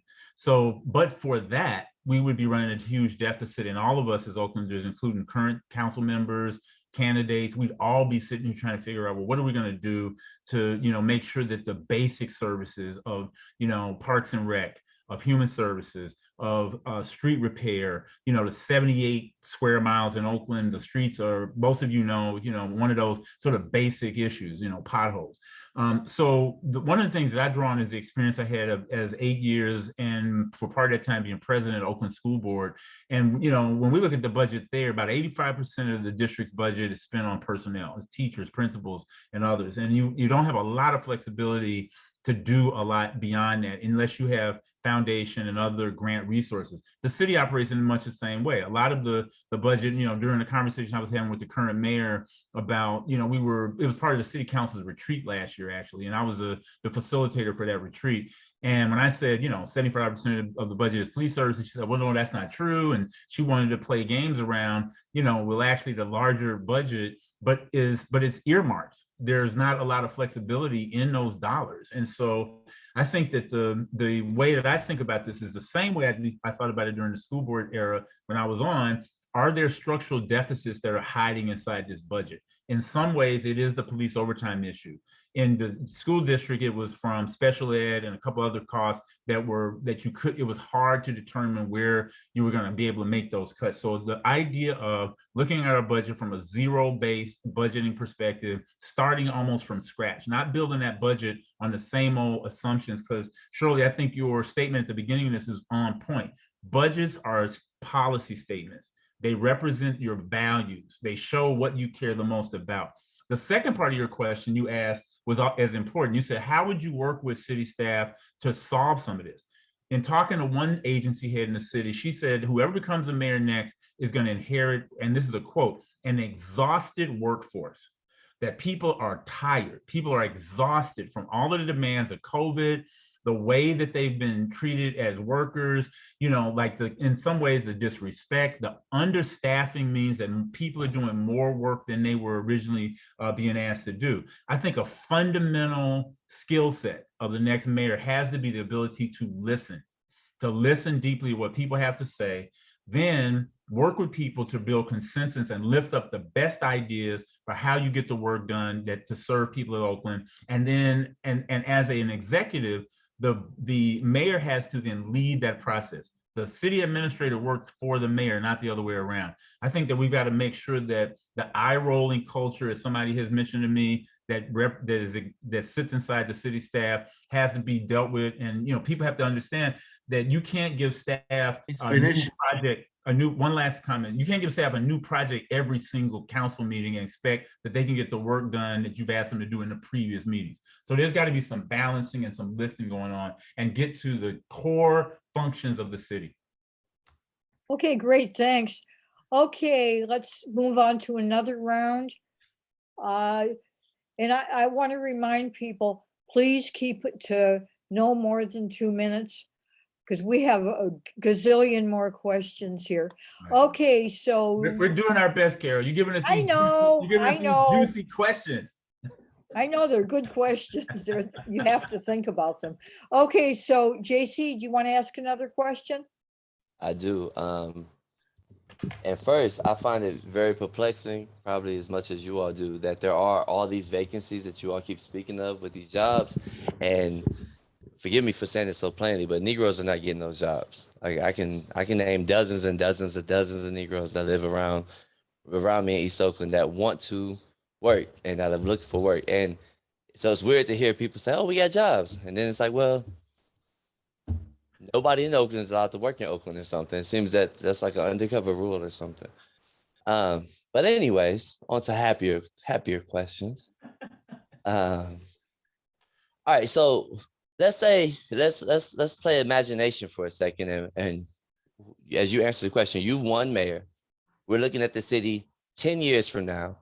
You give us what does Oakland look like in 10 years because of the work that you've done as mayor? And are Black people still in the city? Do we still exist?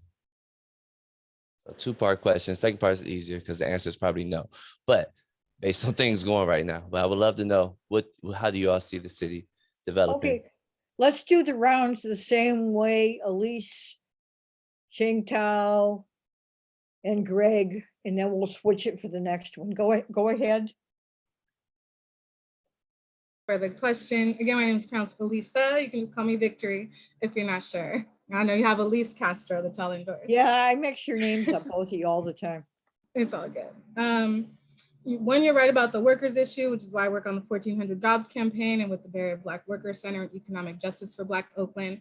And so if I'm elected, when I'm elected, 10 years after that, our city is going to look like it's healed, like it's repaired, like there's actual equity in people who have access to jobs, to our public education, to our public parks and public spaces, and to be able to thrive in this city. It looks like every part of our city being invested in, not just the hills, not just downtown, not just 1 or 2 districts, but all 7 equitably. We're not that large. You can drive through the city in 10, 15 minutes on freeways and still be able to reach all of our community. It looks like our community is more engaged, that is more trusting and more hopeful in their government because they know that the last 10 years I had been serving and representing them, had been coming to do district-wide town halls, partnering with our council, partnering with our commissions and our board that the mayor helps to appoint and to oversee, that they'll know that they had someone who was accountable to them, who was explaining to them our strong mayor system and what can be done and what can't be done and why things are taking so long and what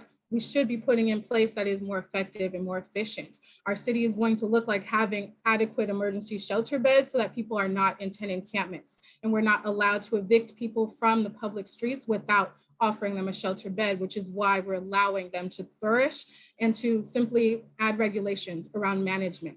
So it looks like, again, radical investment back into the people, the residents, the workers of our community. It looks like our city is loved. Like, I'm sorry, the potholes and the trash, all of that is just sad and it gives a whole different energy. Like when you go to Emeryville, when you go to Alameda, when you go to San Leandro, you know you are not in Oakland anymore.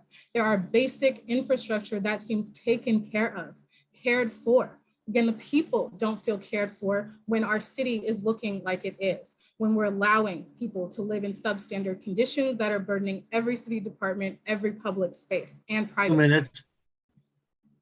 Thank you. Good. Mike, do you want me to start now? Yep. Okay, thank you. This is a great question, JC. Nice to see you again. So what does Oakland look like in 10 years, right? If I am mayor, Oakland would look like we're building an Oakland for current people who are living here, for Oaklanders who have been here for not just decades, but for generations, because we all know that Oaklanders are being priced out. You know, gentrification is a real thing, and we hardly have less than half of Oaklanders that are living here to this day. So what that looks like is I'm already working on a plan right now on policy I'm already planting the seeds so that when I am mayor, we can start building those deeply affordable and affordable housing with no tax rates, no tax increase at all. And so that is through the EIFD, which there is already a feasibility study that I found an organization to go ahead and pay for. And it's going to be it's not a ballot measure because it's not a new tax, but this will allow for the city to be competitive in regards to grants at the state and federal level to build out deeply affordable and moderate housing, because we know that the RENA numbers shows that we are way past market rate. This is what the current administration focused on, but we have not even made a small little dent in regards to our deeply affordable and affordable housing and moderate housing. It's a city that is thriving, where you and I can go out and actually go to a business to buy a basic belt or shoes or clothes for our kids, and not have to spend an arm and a leg because we don't actually have stores here in the city. So that you don't have to travel to different cities to go and buy these different clothes and shoes and paper and what have you for your kids, just the bare basics. And so not just, and in making sure that those businesses are hiring locally as well too.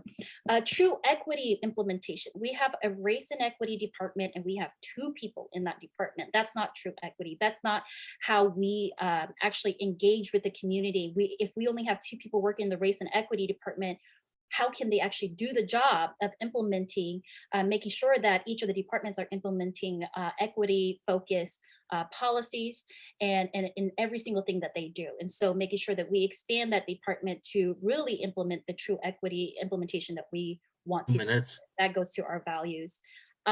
Really quickly, our workforce, make sure that our workforce at City Hall consists of at least 45% Oaklanders at least, and that's through the pathway and access programming that I talked about earlier. Thank you. Okay, great. Okay, let's see where we're at. Greg, if you haven't answered this, have you? Not. Okay. Great question, JC. I like using my imagination. I think that, we have to reimagine housing, we have to reimagine safety, we have to reimagine how we use our arts community. So I'm gonna start with your second part first. Yeah, they're gonna still be Black people living in Oakland. I'm gonna be one of them. You're gonna be one of them. I'm gonna be living in West Oakland in the same house I was living in since 1992. And I've been encouraging people to buy the houses that grandparents, when they die, when they leave us, keep those houses in the Black community, keep them in the brown community, make sure that Oakland is still the vibrant city that nurtured the Black Panther Party, the vibrant city that nurtured the Golden State Warriors before they decided to defect, the nurturing city that, where we could live and our kids could live. So I think around the housing piece, for me, a big vision would be that, we wouldn't have encampments anymore. There would be no encampments. People would actually have homes to live in. They would be happy in those homes. They'd be able to afford those homes. I think that's part of it. That if it was going to be the vibrant city I'd like to see, just like the way Mexico City, Philadelphia, other cities, when you go to those cities, you see murals, you see public art, you have beautified your city in such a way that the natural environment of that city lends itself to feeling good, to being safe, right? In my imagination, we would have figured out something to call the Oakland Police Department other than the Oakland Police Department. That departments around the country would actually be talked to us, these are our public safety officers. That somehow we would be, like my abolitionist friends think, we wouldn't have policing as we know it, but we would be safe. We would figure out the best ways to do that. Some of that goes to the national conversation we're having now about assault weapons. We got to get assault weapons off the street of Oakland. We got to get handguns out of the hands of 12, 13, 14-year-old kids. That's got to happen.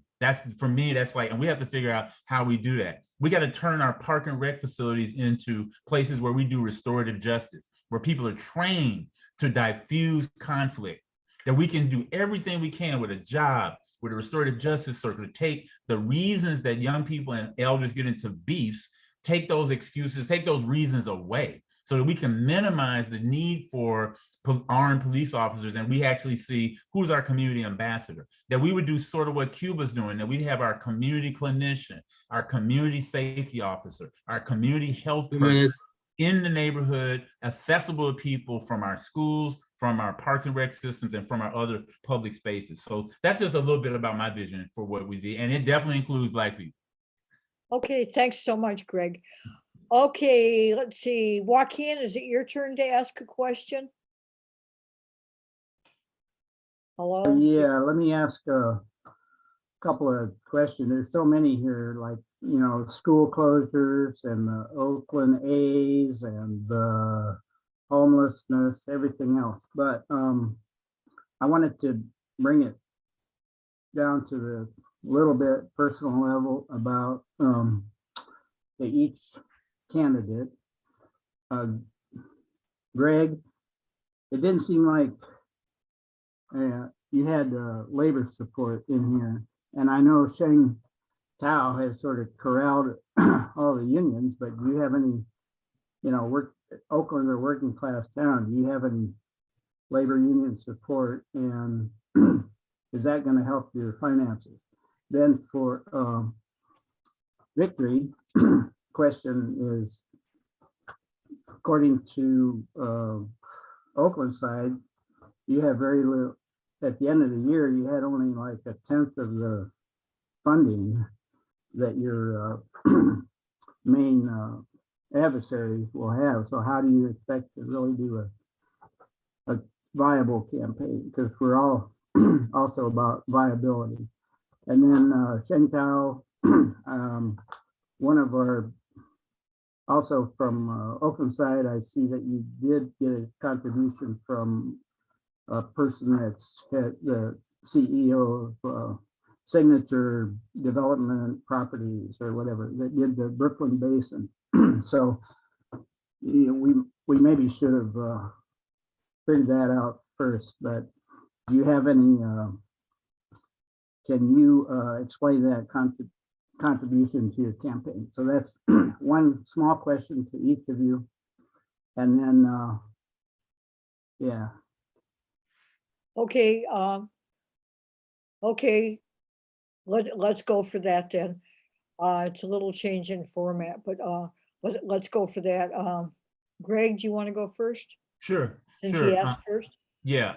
Joaquin, man, you asking good questions, brother. Like, so let me, oh, sorry, there's something outside. Let me start by saying that I have been supported by rank and file folks. Let me just be really transparent. I'm very disappointed with the way the building trades and other labor has handled labor endorsements. When I ran for school board in the early 2000s, labor endorsements tended to happen 6 months or so before an election. Everybody kind of got a fair shot. You got a chance to say to folks, here's what I'm about, here's what I'm doing. Back then, I got ILWU, I had OEA, I had all of the major labor, SEIU. Alameda Labor Council made endorsements back in October of last year for this race. I wasn't included. Many of the other candidates weren't included in any real fair way. It's a conversation that I brought up with Keith Brown over at OEA. I brought it up with other folks who are labor, you know, Rosie Camacho and others, and just really, to be just very candid with you, very disappointed in the lack of process. And so I would hope that as we go forward, all of the individual labor locals, ILWU and others, would actually reopen the process and give the rest of us a fair shot at it, to be totally, you know, candid. And so I think that for me, as I talk to rank and file, as I talk to folks who work for the city of Oakland, had a conversation with a gentleman who does electrical work. He was out fixing a street light on my street. And we started talking about it. And I told him, after we talked for a few minutes, I told him I was running for mayor. And he said, oh, really? He's like, well, who else? First of all, he said, who else is running? And I said, well, you know, your unions have already endorsed some folks. He had no idea. So there's something wrong with the way our politics are working right now. It's structurally dysfunctional. We got a couple of machine politics that are going, the standard Democratic Party and how they've lined folks up. It hasn't been fair. And I think that if Bernie Sanders were running for office in this city, he'd be facing, if he weren't the Bernie we know now, he'd be facing some of the same issues around, well, did you get a fair shot? Did you get a chance to make your credentials, your experience, your skill set known to have a fair shot at an endorsement. So I just feel like the process has really not been fair.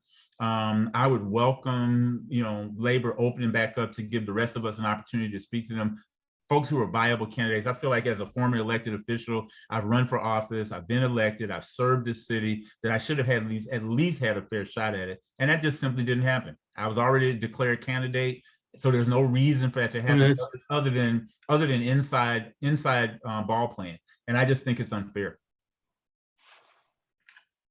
Okay, who was next? I forgot. Lisa. Alyssa, okay. Thank you for these real hard-hitting questions. I would also just echo and confirm what Baba Hodges said about the labor endorsement processes. I am a union member with IFPTE Local 20, and I also am counsel to CWA 9415, and both of those are parts of the Central Labor Council for this county. And I can tell you that they have not followed their usual and traditional process. So my own question about my fundraising, that Oakland side article was about the fundraising reports from the candidates that were filed after our fundraising at the end of 2021. They were due in January. So that was based on, again, I launched this campaign in November. That was based on, under 2 months of doing fundraising as a grassroots candidate. And I can tell you now that money does not win elections, endorsements don't win elections, votes win elections. And so I'm already been out here on the ground, knowing that what I can't fundraise, I have to make up with people power, have to make up with being on the ground and using strategies that don't actually cost money. Again, I was elected as an ADEM delegate without raising a single dollar, even though I was running against an entire slate of people who were funded by the assembly member that was sponsoring them, literally funding slate cards and ads and other materials. And so I know the power and what it does take to have that massive operation. And that's why we've been on the ground ever since November. We already have our canvassing software and have been doing informal canvassing as well as formal text banking, phone banking. We also have digital projection art because billboards usually cost 5 or 6 figures, but we are using modern technology to also reach people. We're motivated and moved forward by artists who are creating art for us, who are opening their spaces. Business owners have been opening venues for us, collaborating with us to do happy hours and meet and greets. I've had people nationally and statewide who are coming to host events for me to get me to the voters. So fundraising is not my major priority, and I'm unapologetic about that. We also have a Democracy Dollars campaign that is rolling out in the city of Oakland to reform our campaign finance structure to move us to publicly financed elections, to cap contributions at $100. And so again, if you want a candidate that's actually going to champion those types of reforms in our political system, who's going to implement it, then you should be supporting a candidate who's showing that we can run campaigns without centering solely large amounts of cash and monetary donations. So again, money's not stopping me from doing a single thing. Our next reports come out in July and cover the period from now to June 30th. So please stay tuned. Okay, great. Okay, Shang Tao. Thank you so much for that question, a really important question. So the person you're speaking of is Mike Gilmetti. And so Mike Gilmetti has supported me even in 2018. He's really supportive of my story of where I come from. As a daughter of refugee, he resonates with that. And so Mike Gilmetti has been a supporter since 2018. He has donated as his individual self. And I'm proud of that. I'm proud of being able to bring people together and still have the track record. Remember, he gave me money in 2018 as well. In my 4 years on the city council, I have proven myself to be the champion of labor and not developers. And so being the champion of labor and having that track record and having the viability of name recognition, I truly believe that this is the reason why labor has moved forward with endorsing my campaign, not only early, but also as a sole endorsement. We are showing that we are coming together and we are not playing around when it comes to having a progressive as Oakland's next mayor. We have seen that when labor is split, that we do not win. We as progressives, we don't win that mayor seat. And so they understand that as well now too, because I've been working with them around multiple different things in regards to how do we actually win progressive on the city council. And so knowing that together we are stronger, That's the reason why they started the process early, in knowing that I have a track record of supporting labor and being a huge labor advocate, and continuing to be is another reason why they've endorsed me. And not just that, but viability of name recognition. Being council president pro tem on the city council already gives me higher name recognition so that we can move forward, move the city forward. And I'm proud of all of those things that I have accomplished with them, but truly bringing people together is going to be key in regards to this race, because we know that if we can pull off some people that may not usually vote for a progressive to vote for a progressive, that is how we win this race. And I have been competitive in regards to my fundraising. Alyssa has stated that we're going to have another reporting cycle that will at least be out by July 30th, because it ends on June 30th. And I am very confident that I will be competitive in that regard too. I may not over raise what my competitor that a corporate back will raise, but I am going to stay competitive. And we already have 200 volunteers signed up that live here in the city of Oakland. That does not include labor union members, although all of labor union will activate their base to walk and talk and knock as well too. So in regards to viability, I do believe that I have the strongest viability, not just in this group, but the strongest viability in the race in all. Thank you. Okay, there's still a lot of questions, and I'm glad people are giving really thorough answers. And these are tough questions, but we're going to have time for one more round of one more question from each of the people. Have all three of you panelists asked equal number of questions? I'm a little confused. Yes, they have. They each asked two. Oh, okay. So we got one more question from each of you. And again, please keep it to 2 minutes, because we're going to have to cut you off. We'll close your mic. Anyway, so Shirley, you want to go ahead and ask whatever you have left that you think is the most important question? Well, I'm going to be a real radical here. And because I've loved the answers I've heard from all three of you. And I know that there's such a thing as the city administrator. And I'm wondering if we could have a triumvirate leadership model in Oakland, how would each of you work together with your other two wonderful presenters tonight to have a really radical situation in Oakland? Okay, and so for this one, let's go Shang Tao, Alyssa Victory, and finish off with Greg, okay? So Shirley, let me repeat that back just real quick. So you're saying that if we were to the three of us be able to work together within the mayor's office, how will we work together? Is that correct? In other words, we'd have three mayors, and you could decide among the three of you what specialty. Maybe one person wants to just do the budget, or maybe you all want to input on everything. And how would you accomplish this? And in other words, this is a little bit like, how does the mayor work with the city council? A lot of hair flying, but maybe we don't just want one CEO. Maybe we want three CEOs. Yeah, no, that's a really great point there. Again, I'm a huge fan of Mr. Greg Hodge. I met Greg Hodge during our budget cycle, and I felt like we kind of hit it off. I'm really straightforward. He's really straightforward and direct as well too, and he was able to take the mayor's semi punches like a king. And so big fan of Mr. Hodge, big fan of Miss Victory as well. She's always out there campaigning so hard, and just a big fan of hers and all the work that she does. So yes, in that kind of light, yeah, I would see myself making sure that like if we were the three mayors, I could see Mr. Hodge doing work within not just with our youth, right? He is very thorough when it comes to working with our youth and how do we actually make sure that we don't have gaps with how we succeed.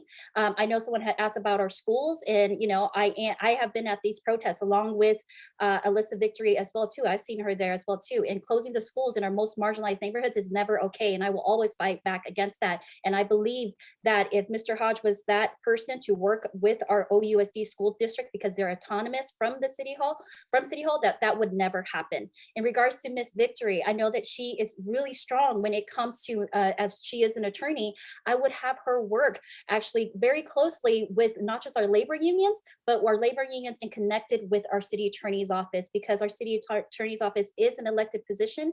Sometimes it gets a little weird and funky in regards to how she represents the city. And so I would definitely have Miss Victory work with the city attorney's office and also work with our labor unions during negotiation, because she has such a great personality in regards to working with labor unions and what have you, and showing them respect and care and all of that. And so there would be ways in which we can, all three of us, work together to actually implement and move the city forward using our expertise and our strengths, understanding that yes, we may not be great at everything, but with all of three of us, with the different expertise that we have, we can come together to create a really strong Oakland, move the city forward in a progressive way, in a way that makes sense for Oaklanders, that a way that will keep Oaklanders, our Black and brown communities here, to make sure that our families can continue to thrive. Co-mayors. Okay, Allyssa? Yes, I'm here now. Sorry, my computer seemed to be freezing on my end, so just wanted to make sure that y'all could hear me and we can get through our final questions. So I definitely respect all of the candidates that are in this race, have talked to all of them. I'm very happy that y'all have invited Shang and Greg to be considered for endorsement tonight with me. I mean, in other cities, there literally is not a mayor's seat. They rotate through the councils, or it's a council administrator form of government. Oakland has a strong mayor form of government that was made stronger under Jerry Brown, that was made stronger under Ron Dellums, through ballot measures, through studies that they commissioned to make all the power consolidated in this one seat. So I absolutely am for co-governance and community governance, but our city has really consolidated all of the power into this one seat so much that the council's work is obstructed by our mayor and city admin, that they have access to even know what is going on with our city departments and our services, again, to the point where 3 council members are running for mayor now. And so I would absolutely pull everybody's expertise who's running on this campaign, even Derek Sue, who is a candidate who is unhoused, right? Who has expertise in their lived experiences, in their professional experiences. Again, Baba Hodges, as I mentioned in the beginning, had mentored me in my racial justice work as a college student, right? So I would tap everybody to use their skills and services, especially because it means they want to serve, they want to have some role in making Oakland better. I truly believe that from all of the candidates, especially from Shang and Greg, who are here today. I live in Shang's district and have been talking about partnering on things like bringing a local market that would have fresh produce, that would be culturally relevant and responsive to neighbors in that group. I would love to continue partnering, even though I'm moving out of the district, even though we're going to have different roles after this election. But I want to continue all the same things that I've been doing it inside City Hall, where it needs to be our standard practice of actually serving, of working in collaboration. Again, that's part of accountability, that's part of transparency, and making sure that our government and all of our electeds are doing what they're supposed to do. To the note about the school board, the school district is legally separate from the city. They have a separate budget. The school board directors are in control. The mayor can advocate. Mayor can use informal negotiations. The mayor can also fund things like our parks, recreation, after school, and do a lot more support for the families and students and workers that are affected. Cool. Okay, Greg. Yeah, it's such a fun question, Shirley. Thank you. Because generally these things are not fun. So what I want to say is, what I would, like my colleagues are here, I want to acknowledge, each of us bring something to the table. I really respect Shang's, doggedness on the council and pushing the agendas forward that she believes in. I think Sister Victory is brilliant in her work as a lawyer. I made a comment at a candidates forum that we had a couple of weeks ago at Zanzibar restaurant, and it was the first time I think all of us were in the same room physically. There's like 13 people, and when I looked at that stage, including Ignacio de la Fuente, which was a big surprise, but I looked around and thought to myself, like, how talented everybody in that group is, how committed everybody in that group is, because you got to really want to do this. Like, to be the mayor of Oakland is not like a cush job. It is a difficult job. And so for me, when you first asked the question, I drew on the experience I had as a co-executive director of California Tomorrow. Lori Olson and I were co-directors, and one of the things I know to be true about co-directors is that it requires a lot more communication, a lot more role clarity. You'd have to really be clear about who's responsible for what and how do you resolve conflict. I think my skill set as a facilitator for 30 years, a meeting designer, I've worked with lots of different kinds of groups around Oakland and around the country. But I would, if we were doing this, I would sort of say, well, Shang would be like the chief budget officer because she understands the budget. And this is just off top, right? Alyssa would be the chief safety officer because she gets safety. And I'd be the chief relationship officer. I'd be the person that is like trying to hold the glue and hold this all together. I do think that the mayor does have a role in public education and OUSD, and from a bully pulpit perspective, to be able to speak the truth about what's happening in education here in Oakland, to make sure that we balance what our kids and their parents want. We often put adults at the center of the conversation and not really talk about what do students really need and what do parents really need? What are the choices that parents are making in terms of where they trust and where they take their kids? 2 minutes. I'll stop. I'll leave it there again, but Shirley, thank you for a fun question. Okay, guys, we're really tight on time now. At 6 o'clock. We're gonna give Joaquin and nice shirt. We're gonna give It's 6 Joaquin o'clock. and JC each one more question, and the candidates each get 1 minute max, and Okay. Mike will pull the plug. All right. Okay, JC?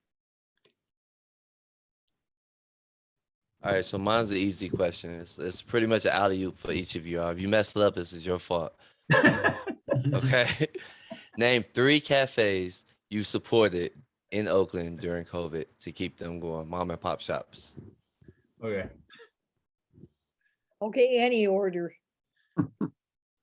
Greg, you want to start? Sure. I'd say Red Bay over in the Fruitvale. Cable Conti is a good friend, and I've known him for a long time. He supported my campaign. I would say Awaken Cafe on Broadway. And then the last one would be, it's not like really a formal cafe, but it's like whenever I go to a friend's house and somebody makes me a good cup of coffee, like I'm really happy about that. So it's like the informal. It's like how we do on the block. So those would be my 3. Okay, Allyssa? Ooh, I'm more of a chai tea person. I would say World Ground Coffee, that's in the Laurel, has been an early supporter, and I just would be there all the time. I think that's where me and Baba Hodge had one of our first meetings. Yeah. It's a grind coffee, which is kind of in the District 6 neighborhood, and part of the new development, where they also have Kingston Jamaican food. So please go check them out. And I'll also say Red Bay too, now that I'm more kind of closer to Fruitvale. That's one of the staples, being a Black-owned business, and also have a beautiful event space and great social content connected to the cafe that they're operating. Okay, and Shang Tao? Yeah, Santana Cafe, which is in the Laurel District. Richard Santana is a strong supporter and just amazing coffee. If you haven't already, they started off at the Farmers Market in Jack London and now expanded to actually having their own cafe in the Laurel.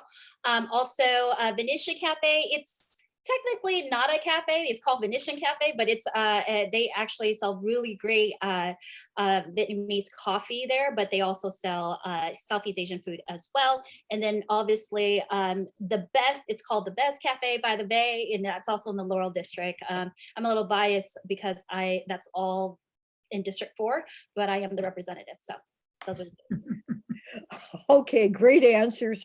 And JC, a really great question. Okay, Joaquin, this is your last shot to ask a question. And again, everybody gets a max of 1 minute. Oh, my goodness. Well, it's going to be tough. Are you? Well, you better Can you hear me? tone it down. Okay. Number one, do you support Cal Care? I know Greg said he did not for certain reasons. But the second part is, do you support the A's stadium deal, and how does that, do you support it, or what do you think? Okay. That's two-part unrelated. Yeah, sorry. Yeah, that's okay. Okay, Shang Tao, do you want to go first, and then Alyssa, and then Greg? Yeah, absolutely. So CalCare, absolutely. I wrote the resolution endorsing CalCare for the city of Oakland, and my office coordinated with other elected officials in San Francisco, South San Francisco, Berkeley, and Emeryville to pass their own resolutions as well. And I'm also now introducing one in support of Medicare for All Act this week with my staff, Brandon Harami. We are the lead of this legislation, co-authored by Vice Mayor Kaplan. And so that's a yes for that. It's a personal issue for me in that regard because, you know, my parents are still on Medicare, Medi-Cal, and they don't, you know, my dad had a stroke and they told me I had to take him in my car while he was paralyzed. I mean, okay, I'm going to stop there so that I can answer the A Stadium. The A Stadium deal, we have passed a resolution on the city council to state that there is some requirements that must be passed in order for us to vote yes. And I'm holding strong on that. That is exactly where I'm at. If they come back and they can't put in strong community benefits, or they can't put in the affordable housing numbers that we need, or they can't do the mitigation on game days, then I'm voting no. And they know that that is where I'm at. That is the actual threshold for me. And we've passed that resolution. Thank you. Oh, okay. Let's see, who is going to be next? Yes, sorry, bro. I was on 2 devices. Absolutely, yes, I support CalCare. For several years, I've been helping to do phone bank and outreach for it. I've represented unions legally, like SEIU, UHW, even in lawsuits against Medi-Cal for failure to adequately fund it, for discriminatory practices against Latinos, who are the majority of recipients under our Medi-Cal program. So I absolutely support CalCare and want to do more action around it. I believe if we can't do it at the state level, then we can have a local version of healthcare access for all. Again, ran on these things in 2021 when I was elected as an ADEM delegate. To the A Stadium, this is a really long and nuanced piece, but I've been involved for years in our community benefits piece, in our community listening sessions with Oakland United for years. I was also on the Labor and Economic Development Subcommittee of the community benefits process that was sponsored by the city and by the A's to come up with a robust community benefits matrix, demands that are required to be met in a legal contract that can be enforced by the A's and any other subsidiaries, other subcontracting companies or corporations. And I would like to see our council and our mayor adopt those specific things in that matrix from the 6 months process that was led by hundreds of residents, specifically from West Oakland and from East Oakland, who will be most impacted by this project. But my position is community benefits. Okay. So, Gregory? Yes, I want to modify my answer to the CalCare one. When you asked about CalCare, I mistakenly thought you were asking about CalCare courts, because there's a proposal that came out of the governor's office around basically using the court system as a way of dealing with mental health folks who have criminal offenses, and using it as a sort of a stick and a carrot to say, if you go through mental health services, you can be diverted from the court system. I thought that's what you all were asking. I absolutely support CalCare. It's the same name, and I wasn't sure what your question was asking. So that's the clarification there, Joaquin. On the A Stadium deal, until I hear further, I side with ILWU on this issue. I think ILWU is very much about not supporting the new A Stadium. And I agree with Shang that the questions around community benefits, affordable housing, and mitigation of climate and other issues of traffic. I live in West Oakland. The traffic congestion, the parking, and all that is an issue for most of my neighbors. And so I'm sort of still in a wait and see attitude. If they can answer the questions, I'd reconsider it. Okay, you know what, guys? I'm wore out just from listening. So I think we have more questions. We do not have time. So we're gonna close the questioning.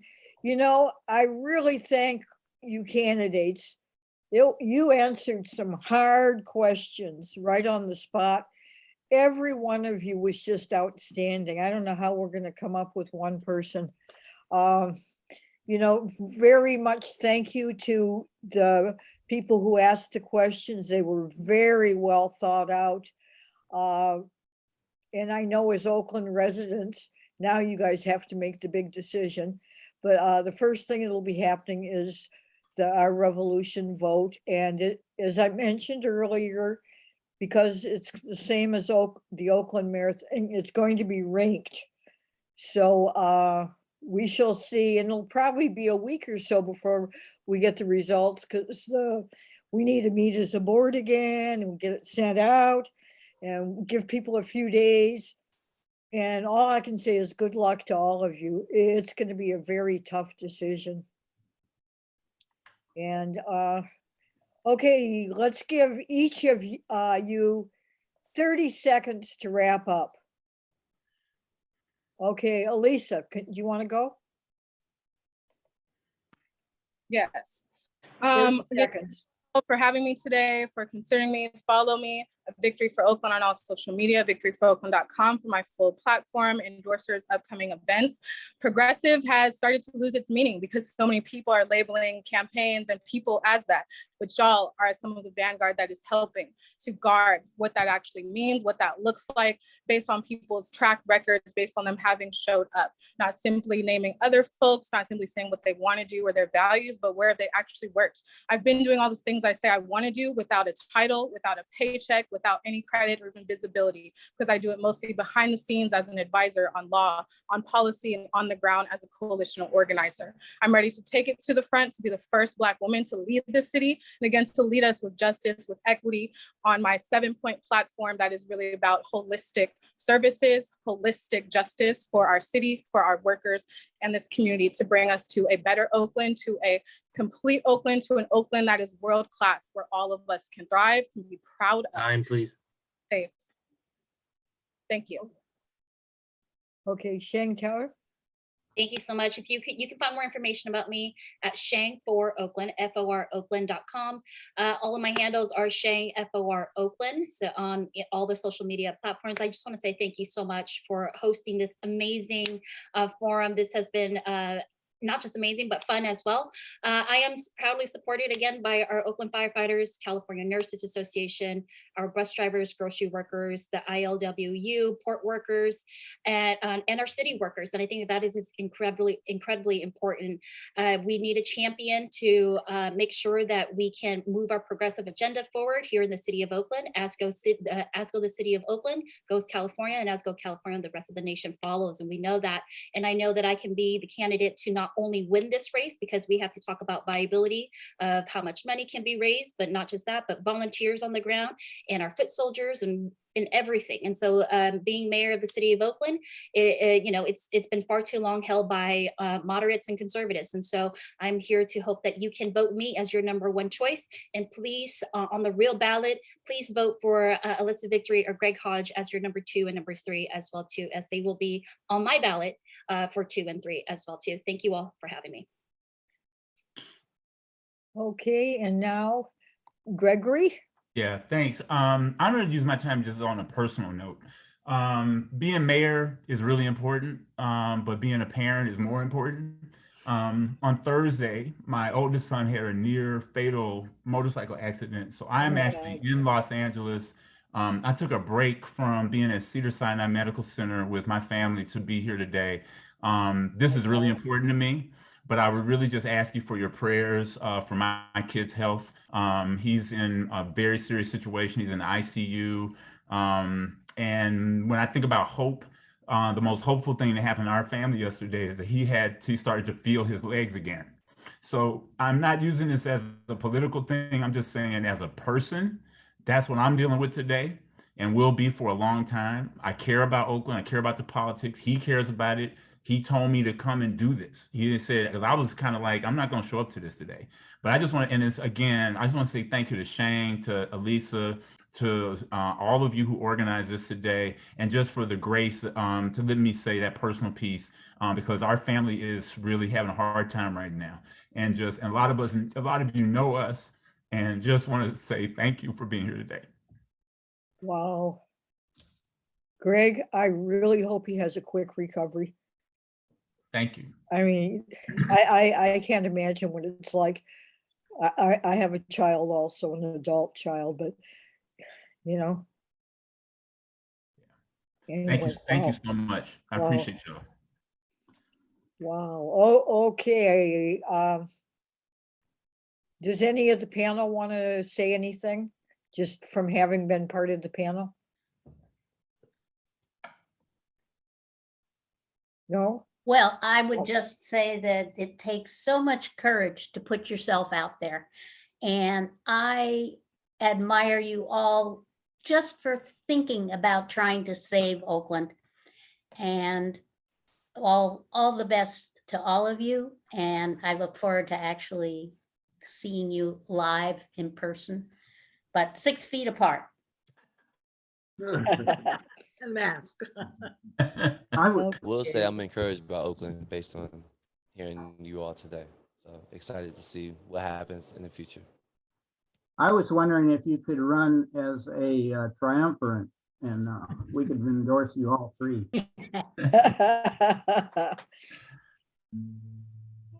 Okay, guys, everyone. Great questions. We didn't get all the questions asked. Just incredible candidates. That we're not going to meet July 4th weekend. We'll be back the first weekend of August, first Sunday of August, with a lot more candidates that will be running. We'll probably have 2 more candidate things. One in early August. I'm not sure about the other one, but you know, did you want to say something, Brandon? I just have a quick question. I might have missed this. Are we going to be able to do ranked choice for this endorsement process? Yes. Okay. Do you Because all? Oakland does that, and this is all about Oakland tonight. We're going to do that. So do you, if you like, I don't know if you touch base with the Bernie Kratz, but we have a formula that we use that I'm super happy to share with you. Okay, let's us talk about it later then. Yeah. That sounds great. Thanks so much. Okay, anybody else want to say anything? Okay, everybody, we're ready for our closing song by Sudia, and thank you so much, everyone, for the energy and time you put in tonight. What I was going to say is that I wish, and I would like to hear later, something about Oakland and its responsibility vis-a-vis climate change, climate chaos, and also a more direct answer of how mayors see themselves as connected to public schools, because their public schools are under attack, especially since from the Republican Party. They don't want students to learn about slavery. They don't want students to learn about massacre of Native Americans. And if teachers teach about World War II and they're teaching about Nazis, they don't want teachers to say whether they think Nazis were good or bad. So there's a lot that we have to deal with in schools. And for those of you who are not that familiar with what are the radical perspectives on schooling and education, take a look at Rethinking Schools. They have a quarterly magazine that's fabulous, and the Zinn Education Project, which puts out a lot of lessons, and it's to honor Howard Zinn. Okay, so the name of the song is "The People United Shall Never Be Defeated."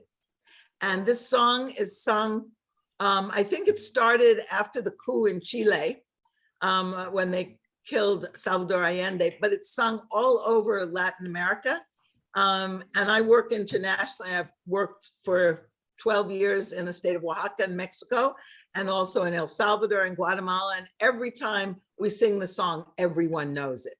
So when we get to the last part, it's the time where you raise your fist, okay? The people united shall never be defeated.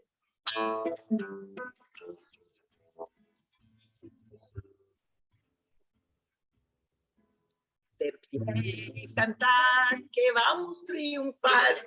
Avanzan ya banderas de unidad y tú tendrás marchando junto a mí y así verás tu canto, tu bandera florecer, la luz del ojo amanecer anunciará la vida que vendrá. De pie cantar, el pueblo va a triunfar, será mejor la vida que vendrá a conquistar nuestra felicidad. En un clamor, mil voces de combate se alzarán, dirán canción de libertad, con decisión la patria vencerá. Y ahora el pueblo que se alce en la lucha, con voz de gigante, gritando adelante, el